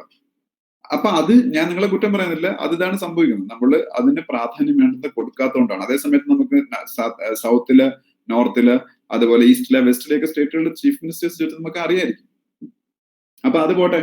അപ്പൊ എന്തായാലും അസാം എന്ന് പറയുന്നത് ആസാം ഉണ്ട്, അരുണാചൽ പ്രദേശ് ഉണ്ട്, മേഘാലയ ഉണ്ട്, ത്രിപുരയുണ്ട്, മണിപ്പൂരുണ്ട്. ഇതെല്ലാം നോർത്ത് ഈസ്റ്റിലെ സ്റ്റേറ്റുകളാണ്. മിസോറാം ഉണ്ട്, നാഗാലാൻഡ് ഉണ്ട്, അല്ലെ? അപ്പോ നോർത്ത് ഈസ്റ്റ് സ്റ്റേറ്റുകളിൽ ഏറ്റവും വലുത് ഏതാണെന്ന് വെച്ചാൽ ആസാമാണ്. ആസാമിന്റെ ചീഫ് മിനിസ്റ്റർ ആണ് സർബാനന്ദ സോണോവാൾ. സർബാനന്ദ സോണോവാൾ ആണ് ആസാമിന്റെ ചീഫ് മിനിസ്റ്റർ. അതുപോലെ ആസാമിന്റെ ഗവർണർ ജഗദീഷ് മുഖി ആണ്. ജഗദീഷ് മുഖി, MUKHI. ജഗദീഷിന്റെ സ്പെല്ലിംഗ് നിങ്ങൾക്ക് അറിയാം, അതായത് മുഖി, MUKHI. അദ്ദേഹമാണ് അസാമിന്റെ ഗവർണർ എന്ന് പറയുന്നത്. അപ്പൊ ഞാൻ നേരത്തെ election commission of India, chief election കമ്മീഷന്റെ പേര് പറഞ്ഞു, സുനിൽ അറോറയാണെന്ന് പറഞ്ഞു. ഇലക്ഷൻ കമ്മീഷണേഴ്സിന്റെ പേര് പറഞ്ഞു, അത് സുശീൽ ചന്ദ്രയും രാജീവ് കുമാറാണെന്ന് പറഞ്ഞു. അതുപോലെ ഡെപ്യൂട്ടി ഇലക്ഷൻ കമ്മീഷൻ പറഞ്ഞൊരു പോസ്റ്റ് ഉണ്ട്, ഡെപ്യൂട്ടി ഇലക്ഷൻ കമ്മീഷൻ. ഇപ്പൊ പുതുതായിട്ട് ഡെപ്യൂട്ടി ഇലക്ഷൻ കമ്മീഷണറായിട്ട് അപ്പോയിന്റ് ചെയ്ത ആരാണെന്ന് വെച്ചാൽ ഉമേഷ് സിൻഹ. ഡെപ്യൂട്ടി ഇലക്ഷൻ കമ്മീഷണറായിട്ട് ഇപ്പൊ അപ്പോയിന്റ് ചെയ്യപ്പെട്ട ആളാണ് ഉമേഷ് സിൻഹ. ഓക്കെ. അതുപോലെ ISROയുടെ ചെയർമാൻ കെ ശിവൻ ആണെന്ന് നിങ്ങൾക്ക് എല്ലാവർക്കും അറിയാം. ISROയുടെ ചെയർമാൻ കെ ശിവൻ, അദ്ദേഹം ഇപ്പം റിട്ടയർ ആവേണ്ടായിരുന്നു. പക്ഷെ ഗവൺമെന്റ് അദ്ദേഹത്തിന്റെ ടേം 1 ഇയർ കൂടെ എക്സ്റ്റെൻഡ് ചെയ്തെടുത്തു. അപ്പോ കെ ശിവൻ ISROയുടെ ചെയർമാന്റെ ടേം 1 ഇയർ കൂടെ എക്സ്റ്റൻഷൻ കൊടുത്തു. അപ്പൊ ഇനി നിങ്ങൾ 1 വർഷം കൂടെ ISROയുടെ ചെയർമാനായിട്ട് ശിവനെ തന്നെ പഠിക്കുന്ന കെ ശിവൻ എന്ന് പറയുന്ന സയന്റിസ്റ്റ് ആണ്. ഓക്കെ, അതുപോലെ ഇന്ത്യയിലെ മഹാരത്ന കമ്പനികളിൽ ഒരെണ്ണമാണ് സെയിൽ എന്ന് പറയപ്പെടുന്ന കമ്പനി. മഹാരത്ന കമ്പനികളിൽ ഒരെണ്ണം, ഒരുപാട് 8-9 മഹാരത്ന കമ്പനികളുണ്ട്. അതിൽ പ്രധാനപ്പെട്ട ഒരു മഹാരത്ന കമ്പനിയാണ് SAIL. SAIL and expansion steel authority of India limited എന്നാണ്. SAIL and expansion steel authority of India limited എന്നാണ്. SAIL and expansion steel authority of India limited എന്നാണ്, SAIL. അപ്പം മഹാരത്ന കമ്പനി എന്താണെന്ന് വെച്ചാൽ ഏറ്റവും കൂടുതൽ പ്രോഫിറ്റും ഏറ്റവും കൂടുതൽ ടേൺ ഓവർ ഉള്ള ഗവൺമെന്റ് ഓഫ് ഇന്ത്യയുടെ കമ്പനികളെയാണ് നമ്മുടെ മഹാരത്ന കമ്പനികൾ എന്ന് പറയുന്നത്. ഏറ്റവും കൂടുതൽ പ്രോഫിറ്റും ഏറ്റവും കൂടുതൽ ടേൺ ഓവർ ഉള്ള ഗവൺമെന്റ് ഓഫ് ഇന്ത്യയുടെ കമ്പനീസിനാണ് മഹാരത്ന കമ്പനീസ് എന്ന് പറയുന്നത്. ഇപ്പൊ എക്സാമ്പിൾ പറയുകയാണെങ്കിൽ ഏറ്റവും വലിയൊരു മഹാരത്ന കമ്പനിയാണ് ഇന്ത്യൻ ഓയിൽ കോർപ്പറേഷൻ എന്ന് പറയുന്നത്, IOC. അതുപോലെ ഏറ്റവും വലിയ മഹാരത്ന കമ്പനിയാണ് ONGC, oil and natural gas corporation. അതുപോലെ ഇന്ത്യയിലെ ഏറ്റവും വലിയ മഹാരത്ന കമ്പനികളിൽ ഒരെണ്ണമാണ് NTPC. NTPCക്ക് വേറൊരു പ്രത്യേകതയും കൂടെ ഉണ്ട്. ഇന്ത്യയിലെ ഏറ്റവും വലിയ പവർ പ്രൊഡ്യൂസർ ആണ്, ഇന്ത്യയിലെ ലാർജസ്റ്റ് ബിഗ്ഗസ്റ്റ് പവർ പ്രൊഡ്യൂസർ ആണ് NTPC. അപ്പൊ national thermal power corporation NTPC ഒരു പിന്നീട് എന്താണ്, ഒരു മഹാരത്ന കമ്പനിയാണ്. ഇപ്പൊ ഗവൺമെന്റ് വിൽക്കാൻ പോകുന്ന BPCL, Bharat petroleum corporation limited, BHEL, Bharat heavy electricals limited, coal India limited CIL, അതുപോലെ GAIL, gas authority of India limited, ഞാൻ ഇപ്പൊ പറഞ്ഞ SAIL, steel authority of India limited, they all fall in the category of Maharatna companies. അറിഞ്ഞിരിക്കണം. Okay, Maharatna companies. Maharatna companies കഴിഞ്ഞാൽ തൊട്ട് താഴെ വരുന്ന government of ഇന്ത്യയുടെ പ്രോഫിറ്റ് മേക്കിംഗ് കമ്പനീസ് ആണ് നവരത്ന കമ്പനീസ്. മഹാരത്ന കമ്പനീസിന്റെ തൊട്ട് താഴെ വരുന്ന കമ്പനീസ് ആണ് Navratna companies. They are also profit making entities owned by government of India, fully or partially owned by government of India. മുഴുവനായോ പകുതിയായോ അല്ലെങ്കിൽ കുറച്ചായോ ഗവൺമെന്റ് ഓഫ് ഇന്ത്യ ഓൺ ചെയ്യുന്ന companies മാത്രമേ ഈ മഹാരത്ന സ്റ്റാറ്റസും നവരത്ന സ്റ്റാറ്റസും കിട്ടുള്ളൂ. അല്ലാതെ അംബാനിയുടെ കമ്പനിക്ക് സ്റ്റാറ്റസ് കിട്ടത്തില്ല. Should be own by government of India.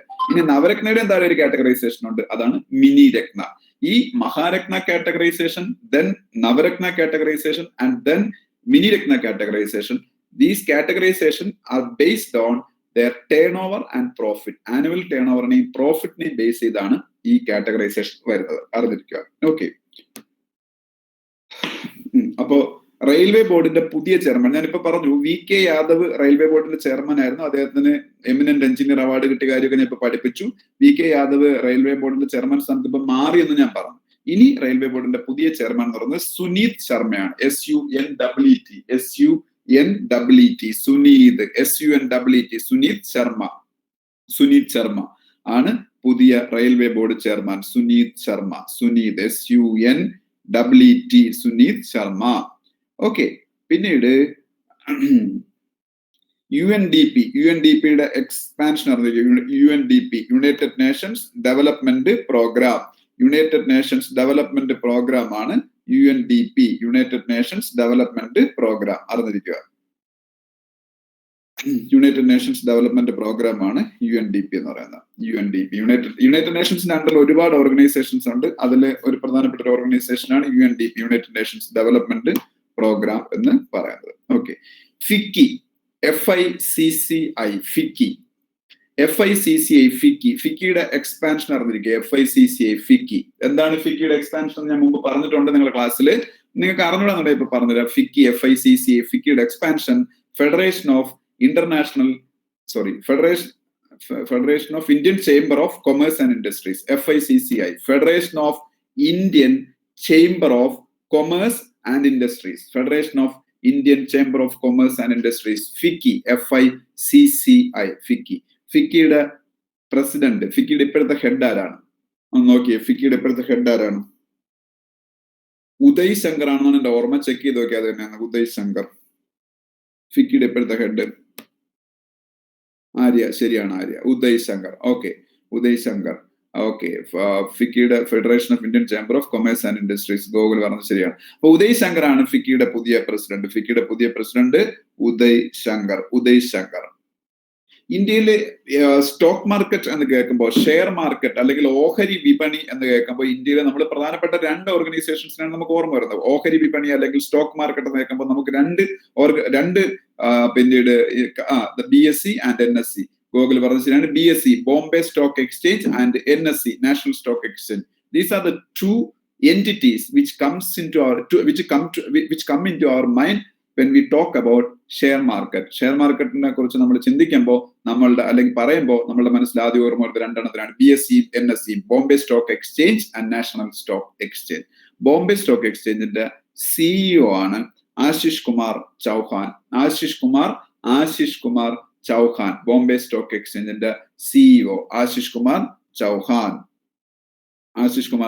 അറിഞ്ഞിരിക്കുക. ബോംബെ സ്റ്റോക്ക് എക്സ്ചേഞ്ചിന്റെ CEO. ഓസ്ട്രിയ നിങ്ങൾക്കൊക്കെ അറിയാവുന്ന ഒരു കൺട്രിയാണ് Austria. Austria is a European country. Austria European യൂണിയനിലെ ഒരു മെമ്പറുമാണ്. യൂറോപ്യൻ യൂണിയനിൽ ഇപ്പൊ ബ്രെക്സിറ്റ് നടത്തിയപ്പോ ഒരു രാജ്യം നിങ്ങൾക്ക് അറിയാം യൂറോപ്യൻ യൂണിയനിൽ നിന്ന് ഓൾറെഡി എക്സിറ്റ് ചെയ്ത കൺട്രി എന്നാണ് ബ്രിട്ടൻ ആണ്. അതിനാണ് ബ്രെക്സിറ്റ് എന്നറിയപ്പെടുന്നത്. ബൈ December 31st, 2020 ബ്രിട്ടൻ പിന്നീട് എന്ത് ചെയ്യുന്ന വെച്ചാല് ഈ ബ്രെക്സിറ്റ് ചെയ്തു, യൂറോപ്യൻ യൂണിയനിൽ എക്സിറ്റ് ചെയ്തു. January 1st ഈ ഇപ്പൊ തുടങ്ങിയ ജാനുവരി തൊട്ട് Britain no more a member of European Union. Okay, അപ്പം അതുപോട്ടെ, ഞാൻ പറഞ്ഞത് യൂറോപ്യൻ യൂണിയനിലെ മെമ്പറാണ് ഓസ്ട്രിയ. ഓസ്ട്രിയയുടെ കറൻസി തന്നെ യൂറോ ആണ്. ഓസ്ട്രിയയുടെ പ്രസിഡന്റിന്റെ പേര് എഴുതി. ഓസ്ട്രിയയുടെ പ്രസിഡന്റ് അലക്സാണ്ടറിന്റെ സ്പെല്ലിംഗ് നിങ്ങൾക്ക് അറിയാം, അലക്സാണ്ടർ. അത് കഴിഞ്ഞ് വാൻ, VAN. അത് കഴിഞ്ഞ് ഡെർ, ബെല്ലൻ, BELLEN. അപ്പൊ ഒന്നുകൂടെ പറയാം: അലക്സാണ്ടർ വാൻ VAN, ഡെൻ അല്ല der, DER, Bellen BELLEN. Alexander van der Bellen is the president of Austria. അതുപോലെ ഒരു റഷ്യയിൽ നിന്ന് പണ്ട് സോവിയറ്റ് യൂണിയൻ ഉണ്ടായിരുന്ന സമയത്ത് സോവിയറ്റ് യൂണിയന്റെ പാർട്ടായിരിക്കുകയും സോവിയറ്റ് യൂണിയൻ തകർന്നപ്പോൾ സോവിയറ്റ് യൂണിയൻ സ്പ്ലിറ്റ് ചെയ്ത് പോവുകയും ചെയ്ത ഒത്തിരി കൺട്രീസ് ഉണ്ട്. അതില് നിങ്ങൾക്ക് കുറെ രാജ്യങ്ങൾ അറിയാം: Kazakhstan, Uzbekistan, Tajikistan, Kyrgyzstan, Turkmenistan, Ukraine, Georgia. ഇതെല്ലാം പണ്ട് സോവിയറ്റ് യൂണിയന്റെ പാർട്ടായിട്ടിരിക്കുകയും പിന്നെ സോവിയറ്റ് യൂണിയനിൽ സ്പ്ലിറ്റ് ആയി പോവുകയും ചെയ്ത രാജ്യങ്ങളാണ്. അപ്പൊ ആ രാജ്യങ്ങളുടെ കൂട്ടത്തിൽ ഒരു രാജ്യമാണ് ഉസ്ബെക്കിസ്ഥാൻ. ഉസ്ബെക്കിസ്ഥാന്റെ ക്യാപിറ്റൽ ഏതാണെന്ന് അറിഞ്ഞിരിക്കണം. ഉസ്ബെക്കിസ്ഥാന്റെ ക്യാപിറ്റൽ താഷ്കന്റ് ആണ്. ഉസ്ബെക്കിസ്ഥാന്റെ ക്യാപിറ്റൽ. അപ്പൊ ഉസ്ബെക്കിസ്ഥാന്റെ ക്യാപിറ്റലായ താഷ്കന്റ് നമുക്ക് ഇന്ത്യക്കാർക്ക് ഒരിക്കലും മറക്കാൻ പറ്റാത്തൊരു സ്ഥലമാണ്. ഇന്ത്യക്കാരായ നമുക്ക് ഒരിക്കലും മറക്കാൻ പറ്റാത്തൊരു സ്ഥലമാണ് ഉസ്ബെക്കിസ്ഥാന്റെ ഇപ്പോഴത്തെ ക്യാപിറ്റലായ താഷ്കന്റ് എന്ന് പറയുന്നത്. എന്താണ് റീസൺ എന്ന് പറയാമോ? ഉസ്ബെക്കിസ്ഥാന്റെ ഇപ്പോഴത്തെ ക്യാപിറ്റലായ താഷ്കന്റ് നമുക്ക് ആര്യ പറഞ്ഞത് ശരിയാണ്, മാത്യു കെന്നഡി പറഞ്ഞതും ശരിയാണ്. എന്താണെന്ന് വെച്ചാല് നമ്മളുടെ ഇന്ത്യ കണ്ട പ്രൈം മിനിസ്റ്റേഴ്സിൽ ഏറ്റവും ക്ലീനസ്റ്റ് ആയിട്ടുള്ള പ്രൈം മിനിസ്റ്റർ എന്ന് പറയുന്നത്, ഏറ്റവും പരിശുദ്ധമായ, പിന്നീട് ഇമേജ് ഉള്ള, കറപ്ഷൻ തൊട്ട് തീണ്ടിയിട്ടില്ലാത്ത ഒരു പ്രൈം മിനിസ്റ്റർ എന്ന് പറയുന്നത് ലാൽ ബഹാദൂർ ശാസ്ത്രിയാണ്. ഈ ലാൽ ബഹാദൂർ ശാസ്ത്രി ഷിംല അഗ്രിമെന്റ് ആണെന്നാണ് എന്റെ ഓർമ്മ, സൈൻ ചെയ്യാൻ വേണ്ടിയിട്ട് പാകിസ്ഥാനുമായിട്ടാണ് എഗ്രിമെന്റ് സൈൻ ചെയ്യാൻ വേണ്ടിയിട്ട് അദ്ദേഹം അന്ന് സോവിയറ്റ് യൂണിയന്റെ ആ ഒരു ബ്രോക്കർഷിപ്പിലാണ്. സോവിയറ്റ് യൂണിയൻ ആണ് ഈ ട്രീറ്റി ബ്രോക്കർ ചെയ്ത് ഇന്ത്യയുടെയും പാകിസ്ഥാനുടെ. കാര്യം സോവിയറ്റ് യൂണിയൻ ആയിരുന്നു അന്ന് ഇന്ത്യയുടെ ഏറ്റവും വലിയ ഫ്രണ്ട്. അന്ന് അമേരിക്ക ഇന്ത്യയുടെ എനിമയായിരുന്നു, അമേരിക്ക പാകിസ്ഥാനൊപ്പമായിരുന്നു.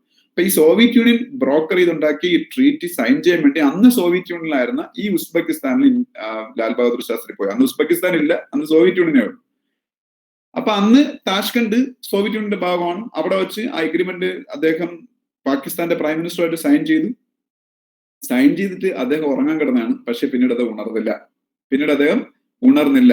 അങ്ങനെ നിങ്ങൾ PSCയുടെ ടെക്സ്റ്റ് ബുക്കുകളൊക്കെ വെച്ച് പഠിക്കുമ്പോൾ ഇന്ത്യയിൽ ആദ്യമായിട്ട് വിദേശത്ത് വെച്ച് മരിച്ച പ്രൈം മിനിസ്റ്റർ എന്ന് പറയുന്ന ആ ഒരു ഇതായിട്ട് ക്വസ്റ്റ്യൻ ഒക്കെ കാണാറുണ്ട്, ലാൽ ബഹാദൂർ ശാസ്ത്രി. അതിനുശേഷം ആരും വിദേശത്ത് വെച്ച് മരിച്ചിട്ടില്ല. അപ്പൊ എന്തായാലും വിദേശത്ത് വെച്ച് മരിച്ചുപോയ ഇന്ത്യയുടെ പ്രൈം മിനിസ്റ്റർ ആണ് ലാൽ ബഹാദൂർ ശാസ്ത്രി എന്ന് പറഞ്ഞാൽ അദ്ദേഹം മരിച്ചുപോയത് താഷ്കണ്ടിൽ വെച്ചാണ്. അപ്പൊ അറിഞ്ഞിരിക്കുക, അത് ഉസ്ബെക്കിസ്ഥാന്റെ ക്യാപിറ്റലാണ്. ഓക്കെ, ഇനി ഞാൻ ഇനി ചോദിക്കാൻ പോകുന്നത് ബംഗബന്ധു എന്ന് നിങ്ങൾ കേട്ടിട്ടുണ്ടോ? Bangabandhu, BANGA, Bangabandhu, BANDHU, Bangabandhu, BANDHU. എന്താണ് ബംഗബന്ധു എന്ന് പറഞ്ഞാൽ? ബംഗബന്ധു എന്താണ്? ഞാൻ പറയാം. ബംഗബന്ധു എന്താണെന്ന് വെച്ചാല്, ബംഗ്ലാദേശ് എന്ന് പറയുന്ന സംഭവം നിങ്ങൾ എല്ലാവരും കേട്ടിട്ടുണ്ട്. ഇന്ത്യക്ക് ഫ്രീഡം കിട്ടുന്ന സമയത്ത് ബംഗ്ലാദേശ് ഉണ്ടായിരുന്നോ? എന്റെ ഒരു ക്വസ്റ്റ്യൻ ആണ്. ഇന്ത്യക്ക് ഫ്രീഡം കിട്ടുന്ന സമയത്ത് ബംഗ്ലാദേശ് ഉണ്ടായിരുന്നോ? ഇന്ത്യക്ക് ഫ്രീഡം കിട്ടുന്ന സമയത്ത് ബംഗ്ലാദേശ് ഉണ്ടായിരുന്നോ? നോ. മാത്യു കെന്നഡി. ആര്യ രണ്ടുപേരും പറഞ്ഞു ഇല്ല. ഗോകുൽ പറഞ്ഞു. എന്താ പിന്നെ ഉണ്ടായിരുന്നത് ഇന്ത്യക്ക് ഫ്രീഡം കിട്ടുന്ന സമയത്ത്? ബംഗ്ലാദേശ് ഇന്ത്യക്ക് ഒപ്പം ആയിരുന്നോ? എന്താണ്? ഈസ്റ്റ് പാകിസ്ഥാൻ ഉണ്ടായിരുന്ന മാത്യു ശരിയാണ്. ഈസ്റ്റ് പാകിസ്ഥാൻ അന്ന് പാകിസ്ഥാൻ ആയിരുന്നു ഉണ്ടായിരുന്നത്. പാകിസ്ഥാന്റെ പിന്നീട് പാർട്ടായിട്ട് ഈസ്റ്റ് പാകിസ്ഥാൻ, കിഴക്കൻ പാകിസ്ഥാൻ എന്നുള്ള പേരിൽ ബംഗ്ലാദേശ് അന്ന് നിലനിന്നിരുന്നു. അന്ന് ബംഗ്ലാദേശ് എന്ന പേരില്ല. പക്ഷെ ഈസ്റ്റ് പാകിസ്ഥാൻകാര് ഗ്രാജുവലി പാകിസ്ഥാൻ എഗെയിൻസ്റ്റ് ആവുകയും ഇന്ത്യയുടെ പ്രൈം മിനിസ്റ്റർ, അന്നത്തെ പ്രൈം മിനിസ്റ്റർ ആയ ഇന്ദിരാഗാന്ധി ചില ഡെഫ് മൂവ്മെന്റുകൾ എന്ന് വെച്ചാൽ വളരെ തന്ത്രത്തോടുകൂടിയുള്ള മൂവ്മെന്റ് വഴി അദ്ദേഹം ബംഗ്ലാദേശ് അവര് ബംഗ്ലാദേശ് എന്നുള്ള രാജ്യം ഫോം ചെയ്യുന്നതിന് വേണ്ടിയിട്ട്, പാകിസ്ഥാനെ സ്പ്ലിറ്റ് ചെയ്യുന്നതിന് വേണ്ടിയിട്ടുള്ള കളികൾ അവർ നടത്തുകയും ചെയ്തു. അങ്ങനെ അന്ന് ബംഗ്ലാദേശ് ഉണ്ടാക്കാൻ മുൻകൈ എടുത്ത മുജീബുർ റഹ്മാൻ എന്ന് പറയുന്ന ലീഡർ, അദ്ദേഹം ഇന്ദിരാഗാന്ധിയുടെ സഹായത്തിലൂടെയാണ് അത് സാധിച്ചെടുത്തത്. പാകിസ്ഥാനെ തോൽപ്പിച്ചിട്ട് ബംഗ്ലാദേശ് എന്ന് പറയുന്ന പുതിയ രാജ്യം ഉണ്ടായി. മുജീബുർ റഹ്മാൻ, MUGEBUR, മുജീബുർ റഹ്മാൻ. ഈ മുജീബുർ റഹ്മാനാണ് ബംഗ്ലാദേശിന്റെ ഫാദർ ഓഫ് ദ നേഷൻ എന്നറിയപ്പെടുന്നത്. ഇന്ത്യയുടെ father of the nation Mahatma Gandhi. നമുക്ക് കോൺസ്റ്റിറ്റ്യൂഷനിൽ അങ്ങനെ ഒരു പേരൊന്നുമില്ല, അതങ്ങനെ പറയുന്നതേ ഉള്ളൂ. Father of the nation Mahatma Gandhi. Pakistan father of the nation ആയിട്ട് പരിഗണിക്കുന്നത് മുഹമ്മദ് അലി ജിന്ന. ബംഗ്ലാദേശിന്റെ ഫാദർ ഓഫ് ദ നേഷൻ എന്ന് പറയുന്നത് മുജീബുർ റഹ്മാനാണ്. ഈ മുജീബുർ റഹ്മാനെയാണ് ബംഗ്ലാദേശുകാര് ബംഗബന്ധു എന്ന് വിളിക്കുന്നത്. ബംഗബന്ധു എന്ന് വിളിക്കുന്നത് ബംഗ്ലാദേശിന്റെ ഫാദർ ഓഫ് ദ നേഷനായ മുജീബുർ റഹ്മാനാണ്. ഞാനിപ്പോ പറഞ്ഞുകൊണ്ട് വന്നത്, ഈ മുജീബുർ റഹ്മാന്റെ പേരിൽ ഒരു അവാർഡ് ഒരു UN ഏജൻസി ഏർപ്പാടാക്കി. ബംഗബന്ധു അവാർഡ് എന്നാണ് പറയുന്നത്. ബംഗബന്ധു അവാർഡ്. അത് ഏത് UN ഏജൻസിയാണെന്ന് വെച്ചാൽ യുനെസ്കോ ആണ് ബംഗബന്ധു അവാർഡ് എന്ന് പറഞ്ഞൊരു അവാർഡ് ഇൻസ്റ്റിറ്റ്യൂട്ട് ചെയ്തത്. ബംഗബന്ധു അവാർഡ് എന്ന് പറയുന്ന അവാർഡ് ഇൻസ്റ്റിറ്റ്യൂട്ട് ചെയ്തത് ആരാണെന്ന് അറിഞ്ഞിരിക്കണം. യുനെസ്കോ ആണ്. യുനെസ്കോ അറിഞ്ഞിരിക്കുക. യുനെസ്കോ. ഓക്കെ, ഞാൻ ഇനി ഒരു പേര് പറയാം. അവര് എന്തുമായിട്ട് ബന്ധപ്പെട്ടതാണ് എന്ന് പറയുന്നത് ഇതൊരിക്കൽ എക്സാമിന് ചോദിച്ചിട്ടുള്ളതാണ്. ബാങ്ക് ടെസ്റ്റിന് ഒരിക്കൽ ചോദിച്ചിട്ടുള്ളതാണ്. ഈ പേര് തന്നിട്ട് എന്തുമായിട്ട് ബന്ധപ്പെട്ടതാണ് ഈ പേരെന്ന്. അങ്കിത റെയ്ന, ANKITA, അങ്കിത റെയ്ന. എന്തുമായിട്ട് ബന്ധപ്പെട്ടതാണ് അങ്കിത റെയ്ന? ആർച്ചർ അല്ല. ടെന്നീസ്. ആര്യ ശരിയാണ്. ടെന്നീസ് ആണ്. ടെന്നീസ് ഇന്ത്യയുടെ നമ്പർ 1 വുമൻ ടെന്നീസ് പ്ലെയർ ആണ് അങ്കിത റെയ്ന എന്ന് പറയുന്നത്. ഇന്ത്യയുടെ നമ്പർ 1 വുമൻ ടെന്നീസ് പ്ലെയർ ആണ് അങ്കിത റെയ്ന. തെറ്റിപ്പോരുത്. ഓക്കെ, അതൊരിക്കൽ പരീക്ഷയ്ക്ക് ചോദിച്ചിട്ടുണ്ട്, എക്സാമിന് ബാങ്ക് ടെസ്റ്റിന് ചോദിച്ചിട്ടുണ്ട്. Okay okay. നിതി ആയോഗ് നമ്മൾ എപ്പോഴും പറഞ്ഞു മിക്കവാറും എല്ലാ ക്ലാസ്സിലും ഞാൻ നിതി ആയോഗ് പറയും. നിതി ആയോഗ് ഇന്ത്യയുടെ പ്ലാനിംഗ് കമ്മീഷൻ റീപ്ലേസ്മെന്റ് ആണ്. NITI Aayog national institution for transforming India. ഈ നിതി ആയോഗിന്റെ CEO ആരാണ്? നിതി ആയോഗിന്റെ CEO ആരാണ്? എല്ലാവർക്കും അറിയാം. അമിതാഭ് കാന്ത് ആണ്. ശരിയാണ്. ആര്യ ശരിയാണ്. അമിതാഭ് കാന്ത്. അമിതാഭ് കാന്ത് എന്ന് പറഞ്ഞാൽ ആക്ച്വലി കേരള ബേസ്ഡ് ആയിട്ടുള്ള IAS ഓഫീസറാണ്. അദ്ദേഹം കേരളത്തിൽ നിന്ന് ഡെപ്യൂട്ടേഷൻ കേന്ദ്രത്തിലേക്ക് പോയതാണ്. പിന്നീട് ഇപ്പോഴത്തെ NDA ഗവൺമെന്റിന് അദ്ദേഹത്തിന് ഭയങ്കരമായിട്ട് ഇഷ്ടപ്പെട്ടതിന്റെ അടിസ്ഥാനത്തിൽ പിന്നീട് ഫുള്ളി അദ്ദേഹം അവിടെ തന്നെ ആയി. അപ്പൊ എന്തായാലും അമിതാഭ് കാന്ത് ഇപ്പൊ റിട്ടയർ ആയിട്ട് അദ്ദേഹത്തിന് വീണ്ടും എക്സ്റ്റൻഷൻ കൊടുത്താണ് ഇപ്പം ഇങ്ങനെ നിർത്തിയേക്കുന്നത്. അപ്പൊ നിതി ആയോഗിന്റെ CEO, chief executive officer Amitabh Kant ആണ്. അതുപോലെ ഇന്ത്യയിലെ ടാക്സി അഗ്രഗേറ്റർ കമ്പനീസ് എന്ന് പറയുമ്പോൾ നമുക്ക് ആദ്യം ഓർമ്മ വരുന്ന ഓലയും ഊബറിനെയാണ്. ടാക്സി അഗ്രഗേഷൻ നടത്തുന്ന ടാക്സി അഗ്രഗേറ്റർ കമ്പനീസിനെ നമ്മൾ ചിന്തിക്കുമ്പോൾ നമുക്ക് ആദ്യം ഓർമ്മ വരുന്നത് ഓല ആൻഡ് ഊബർ. അല്ല, ഊബർ USA കമ്പനിയാണ്, US ബേസ്ഡ് കമ്പനിയാണ്. അപ്പൊ ഇന്ത്യൻ കമ്പനി എന്ന് പറഞ്ഞാൽ ഓലയാണ്. ഓലയും ഇന്ത്യൻ. ഈ സ്റ്റാർട്ടപ്പുകൾ ഒന്നിനും ഇന്ത്യൻ എന്നൊന്നും പറയാൻ പറ്റത്തില്ല. കാരണം എന്ന് വെച്ചാൽ എല്ലാ സ്റ്റാർട്ടപ്പുകളിലും വളരെ ചെറിയ ഷെയർ ഹോൾഡിംഗ് മാത്രമേ ഇതിന്റെ ഇന്ത്യക്കാരായ ഫൗണ്ടേഴ്സിനുള്ളൂ. ബാക്കി full Chinese and American investment ആണ് ഇന്ത്യയിൽ, അല്ലെങ്കിൽ ജാപ്പനീസ് ഇൻവെസ്റ്റ്മെന്റ് ആണ് ഇന്ത്യയിലെ സ്റ്റാർട്ടപ്പ് കമ്പനികളിൽ കിടന്ന് കളിക്കുന്നത്. 10% അല്ലെങ്കിൽ 20% മാത്രമാണ് ഇതിൽ ഇന്ത്യൻ ഷെയർ ഹോൾഡിംഗ് ഉള്ളത്. ബാക്കി 80% അതിൽ കൂടുതലോ ഷെയർ ഹോൾഡിംഗും അമേരിക്കക്കാർക്കോ ജപ്പാൻകാർക്കോ ചൈനക്കാർക്കോ ഒക്കെയാണ്. ചൈനയുടെ ഇൻവെസ്റ്റ്മെന്റിൽ ഇപ്പോൾ ഒരുപാട് റെസ്ട്രിക്ഷൻസ് വന്നു. സോ ചൈനീസ് ഇൻവെസ്റ്റ്മെന്റ് ഇപ്പോൾ കുറഞ്ഞുകൊണ്ടിരിക്കുകയാണ്. ബട്ട് US ബേസ്ഡ് ഇൻവെസ്റ്റ്മെന്റ്, യൂറോപ്പിലെ ഇൻവെസ്റ്റ്മെന്റ് അല്ലെങ്കിൽ Japanese investment, it is very huge in this startup companies. പക്ഷെ എന്നാലും ടെക്നിക്കലി അതിന്റെ ഫൗണ്ടേഴ്സ് ഇന്ത്യക്കാരായതുകൊണ്ട് നമുക്ക് ഇന്ത്യൻ സ്റ്റാർട്ടപ്പുകളെന്ന് പറയാം. അപ്പൊ ഈ ഓല ഇന്ത്യയിലെ സ്റ്റാർട്ടപ്പ് സക്സസ് സ്റ്റോറീസിന്റെ ഏറ്റവും തിളങ്ങുന്ന ഒരു ഉദാഹരണം ഒരു ഫ്ലാഗ് ബെയററുമാണ്, ലൈക്ക് ഫ്ലിപ്കാർട്ട് അല്ലെങ്കിൽ ബൈജൂസ് ഒക്കെ പോലെ. ഈ ഓലയുടെ സിഇഒയും അതിന്റെ കോഫൗണ്ടറുമാണ് ഭവിഷ് അഗർവാൾ എന്ന് പറയുന്നത്. Bhavish, BHAVISH, Bhavish Agarwal. Bhavish Agarwal is the co-founder and CEO of Ola Cabs. ഓല വേൾഡിലെ ഏറ്റവും വലിയ electric car manufacturing facility start ചെയ്യാൻ പോവാണ്. വേൾഡിലെ ഇലക്ട്രിക് കാർ അല്ല, ഏറ്റവും വലിയ ഇലക്ട്രിക് ടൂ വീലർ ആണ് മെയിൻലി കോൺസെൻട്രേറ്റ് ചെയ്യുന്നത്. ബട്ട് അവരെല്ലാം ഉണ്ടാക്കുന്നതാണ് ടൂ വീലർ എന്ന് പറഞ്ഞാൽ മതി. വേൾഡിൽ തന്നെ ഏറ്റവും വലിയ ടൂ വീലർ മാനുഫാക്ചറിങ് ഫെസിലിറ്റി ഓല സ്റ്റാർട്ട് ചെയ്യാൻ പോകുന്നു ഈ ഒരു ഇന്ത്യൻ സ്റ്റേറ്റിൽ. എവിടെയാണെന്ന് പറ.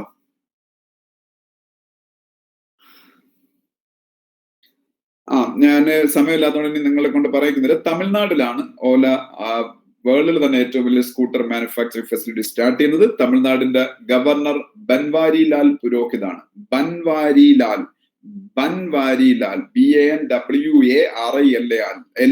Banwarilal Purohit, PUROHIT.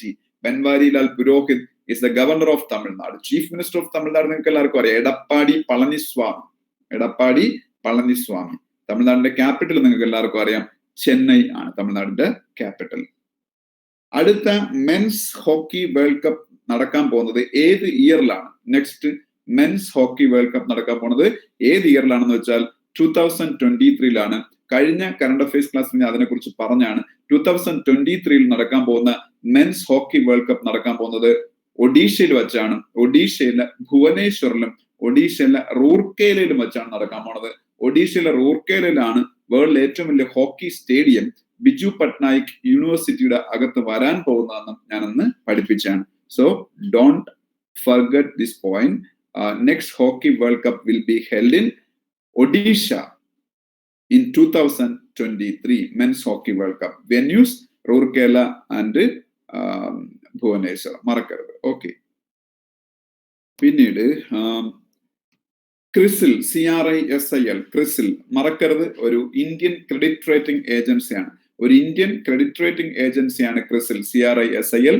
ക്രിസിലിന്റെ expansion credit rating and information service of India limited എന്നാണ്. Credit rating and information service of India limited ആണ് CRISIL. Credit rating and information service of India limited. അതുപോലെ IUCN എക്സ്പാൻഷൻ അറിഞ്ഞിരിക്കുക. IUCN, international union for conservation of nature, പ്രകൃതി സംരക്ഷണം, nature പ്രൊട്ടക്ഷനുമായിട്ട് ബന്ധപ്പെട്ട ഒരു ഏജൻസിയാണ് IUCN, international union for conservation of nature. International union for conservation of നേച്ചറിന്റെ gold man എൻവയോൺമെന്റൽ price എന്ന് പറയുന്ന എല്ലാ വർഷവും കൊടുക്കുന്ന അവാർഡാണ് ഗോൾഡ് മാൻ എൻവയോൺമെന്റൽ prize. The most prestigious award given by IUCN, international union for conservation of nature. അതാണ് Goldman എൻവയോൺമെന്റൽ പ്രൈസ്. ഇപ്രാവശ്യം മ്യാൻമർകാരനായ പോൾ സെയിൻ പോൾ സെയിൻ ത്വാക്കാണ് അവാർഡ് കിട്ടിയത്, അറിഞ്ഞിരിക്കുക. അതുപോലെ നിങ്ങൾക്ക് അറിയാവുന്ന ഒരു ഇംഗ്ലീഷ് എഴുത്തുകാരനാണ്, ഇംഗ്ലീഷിൽ എഴുതുന്ന ഇന്ത്യക്കാരനായ എഴുത്തുകാരനാണ് അമീഷ് ത്രിപാഠി എന്ന് പറഞ്ഞ ഓദറിനെ നിങ്ങൾ കേട്ടിട്ടുണ്ടോ? എഴുത്തുകാരൻ നിങ്ങൾ കേട്ടിട്ടുണ്ടോ? അമീഷ് ത്രിപാഠിയെ എന്തിന്റെ പേരിലാണ് നിങ്ങൾ അമീഷ് ത്രിപാഠിയെ കേട്ടിട്ടുള്ളത്? അമീഷ് ത്രിപാഠി പുതിയൊരു ബുക്കാണ് ധർമ്മ ശിവ ട്രൈലോഗി. ശരിയാണ്, ആര്യേഷ് പറഞ്ഞത് ശരിയാണ്. ഞാൻ അതാണ് ഞാൻ എക്സ്പെക്ട് ചെയ്ത ആൻസർ. ശിവ ട്രൈലോഗി എന്ന് പറഞ്ഞ ബുക്ക് എഴുതിയത് അമീഷ് ത്രിപാഠിയാണ്. അദ്ദേഹത്തിന്റെ പുതിയ ബുക്കാണ് ധർമ്മ, DHARMA. ധർമ്മയാണ് അദ്ദേഹത്തിന്റെ പുതിയ ബുക്ക് എന്ന് പറയുന്നത്, ധർമ്മ. ഓക്കെ, അപ്പം അതും അറിഞ്ഞിരിക്കുക.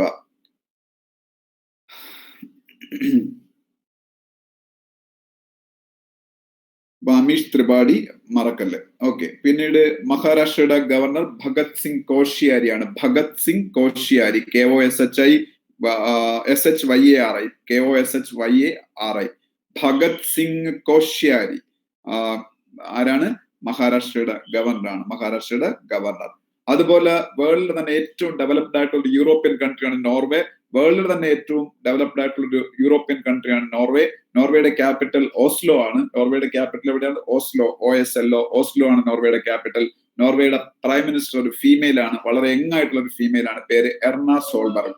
Erna ERNA Erna Solberg, SOLBERG. Erna Solberg is the prime minister of Norway.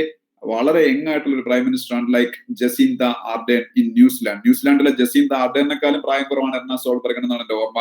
നോർവേയുടെ ക്യാപിറ്റലാണ് Oslo എന്ന് പറയുന്നത്, അറിഞ്ഞിരിക്കുക.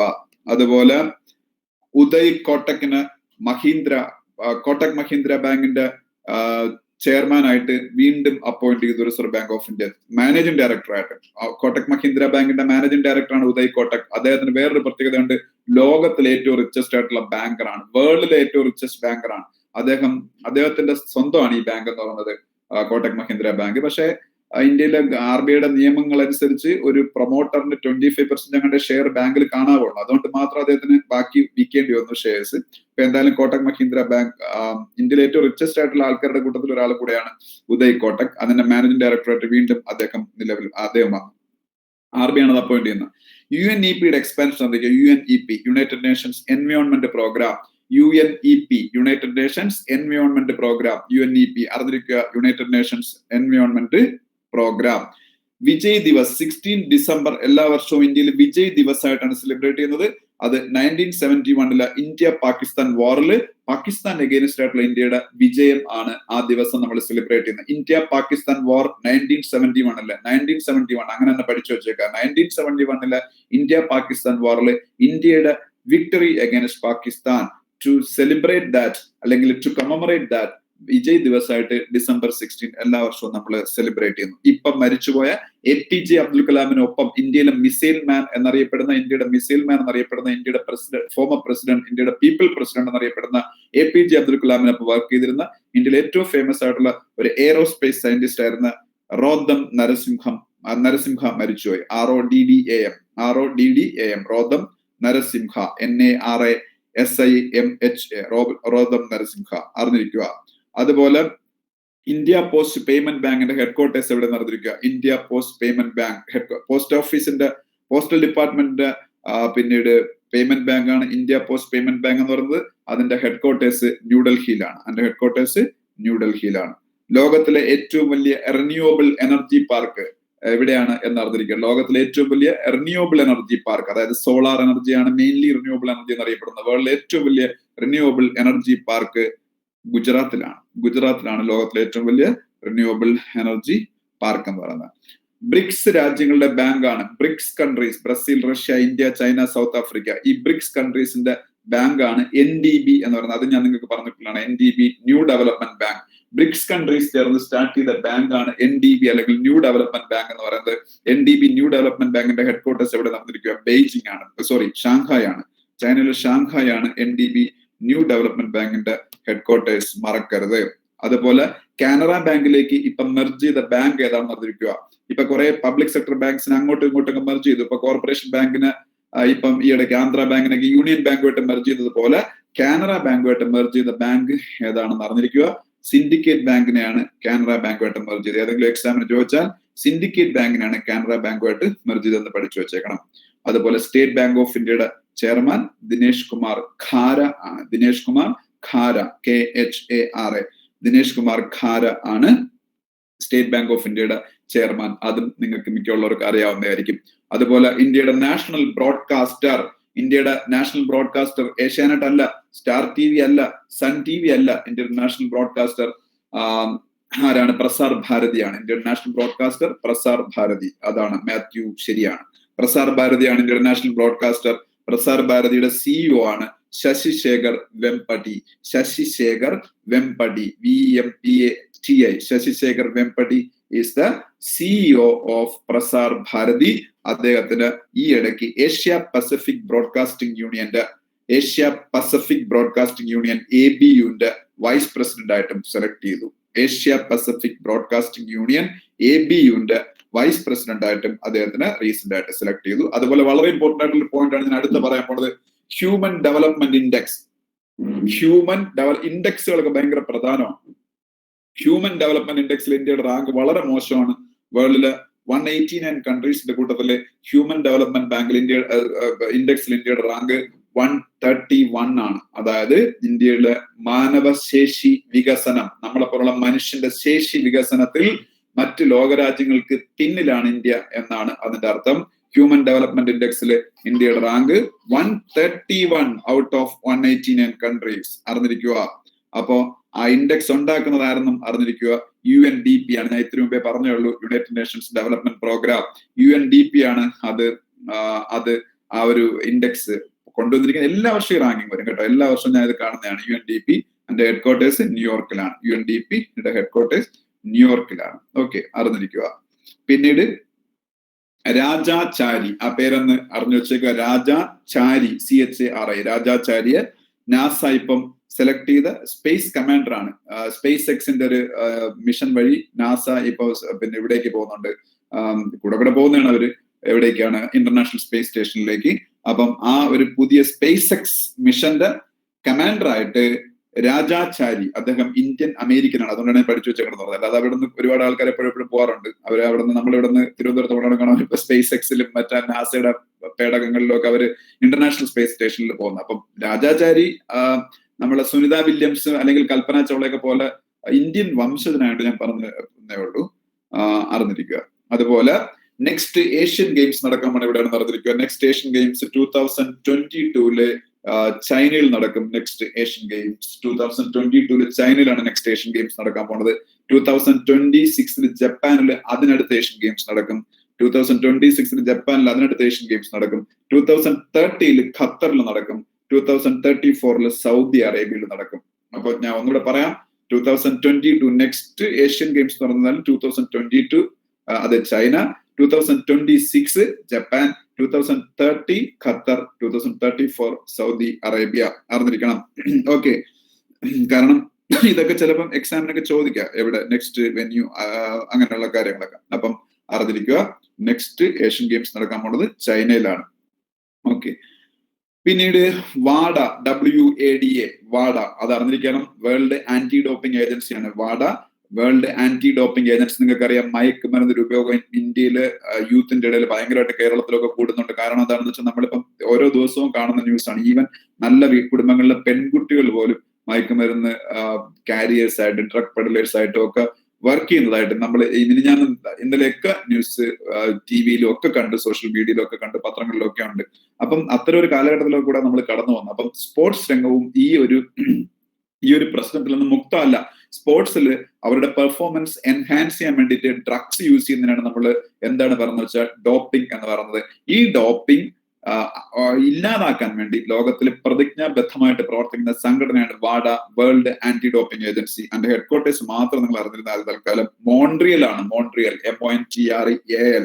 മോൺട്രിയൽ എവിടെയാണെന്ന് അറിഞ്ഞിരിക്കുക. മോൺട്രിയൽ കാനഡയിലാണ് മോൺട്രിയൽ.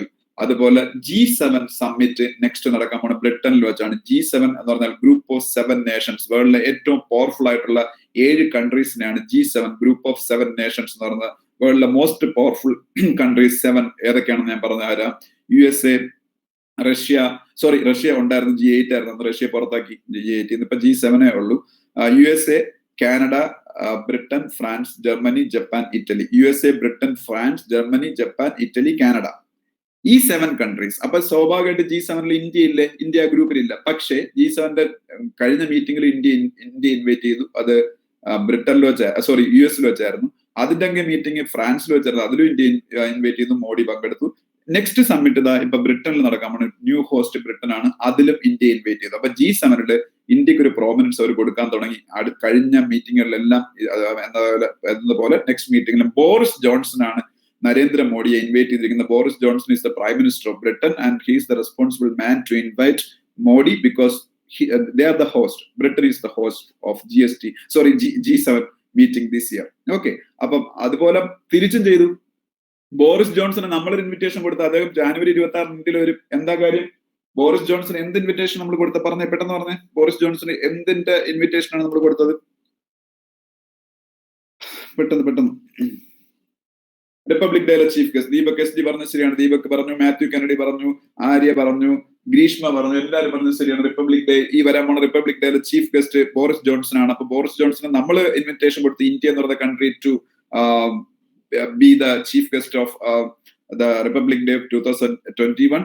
അപ്പൊ അതുപോലെ in return Modi also got an invitation from Britain to participate in G7 meeting, group of 7 countries in the meeting. അതുപോലെ ഈ വർഷത്തെ ഫിഫയുടെ മെയിൽ ഫുട്ബോളർ ഓഫ് ദ ഇയറും ഫിഫയുടെ ഫീമെയിൽ ഫുട്ബോളർ ഓഫ് ദ ഇയറും. നിങ്ങൾ അത് വായിച്ചു കാണും, നിങ്ങൾക്ക് അറിയാം, എന്നാലും ഞാൻ പറയാം. റോബർട്ട് ലെവൻഡോവ്സ്കി ആണ് പിന്നീട് ഈ വർഷത്തെ FIFA footballer of the year. ജർമ്മൻകാരനാണ് റോബർട്ട്, ROBERT റോബർട്ട്. അത് കഴിഞ്ഞിട്ട് LEWANDOWSKI LEWANDOWSKI ബയൺ മ്യൂണിച്ച് എന്നുള്ള ജർമ്മൻ ഫുട്ബോൾ ക്ലബിന് വേണ്ടി കളിക്കുന്ന പ്ലെയർ ആണ് റോബർട്ട് ലെവൻഡോവ്സ്കി. അതുപോലെ ലൂസി ബ്രോൺസിനാണ് female footballer of the year award. Lucy Bronze, BRONEZD, അവര് ബ്രിട്ടീഷുകാരിയാണ്, ഇംഗ്ലണ്ടുകാരിയാണ്. അപ്പം അതും അറിഞ്ഞിരിക്കുക. പിന്നീട് NHAI national highway authority of ഇന്ത്യയുടെ ചെയർമാൻ സുഖ്ബീർ സിംഗ് സന്ധു അറിഞ്ഞിരിക്കണം. നാഷണൽ ഹൈവേ അതോറിറ്റി ഓഫ് ഇന്ത്യയുടെ chairman Sukhbir Singh Sandhu. Sukhbir SUKHBIR Sukhbir Singh Sandhu national highway authority of ഇന്ത്യയുടെ ചെയർമാൻ അറിഞ്ഞിരിക്കണം. National highway authority of India, നമ്മൾ വഴിനീള നാഷണൽ ഹൈവേസ് കാണാറുണ്ട്. നാഷണൽ ഹൈവേ കൂടെയാണ് നമ്മൾ എപ്പോഴും ഈ ട്രിവാൻഡ്രത്ത് ജീവിക്കുന്ന ആൾക്കാർ എല്ലാ ദിവസവും കുറച്ച് ദൂരമെങ്കിലും നാഷണൽ ഹൈവേ കൂടെ ട്രാവൽ ചെയ്യും. അപ്പൊ ഈ നാഷണൽ ഹൈവേ എന്ന് പറയുന്നത് ഇന്ത്യ മുഴുവനും പടർന്നു കിടക്കുന്ന നെറ്റ്വർക്കാണ്. ആ നാഷണൽ ഹൈവേ മാനേജ് ചെയ്യുന്നത് നാഷണൽ ഹൈവേ അതോറിറ്റി ഓഫ് ഇന്ത്യയാണ്. നിങ്ങളിപ്പോ തമിഴ്നാട്ടിൽ കൂടെ അല്ലെങ്കിൽ കേരളത്തിൽ തന്നെ നാഷണൽ ഹൈവേ കൂടെ യാത്ര ചെയ്യുമ്പോൾ നിങ്ങൾ ടോൾ ബൂത്തുകൾ കാണാം, അവിടെ NHAI എന്ന് എഴുതി വെച്ചേക്കുന്നതാണ് നാഷണൽ ഹൈവേ അതോറിറ്റി ഓഫ് ഇന്ത്യയുടെ. അതിന്റെ ചെയർമാനാണ് സുഖ്ബീർ സിംഗ് സന്ധു. അറിഞ്ഞിരിക്കുക. നമുക്കിപ്പൊ തീരും കേട്ടോ, ഉടനെ തീരും, ഒരു 5 മിനിറ്റ് കൂടെ.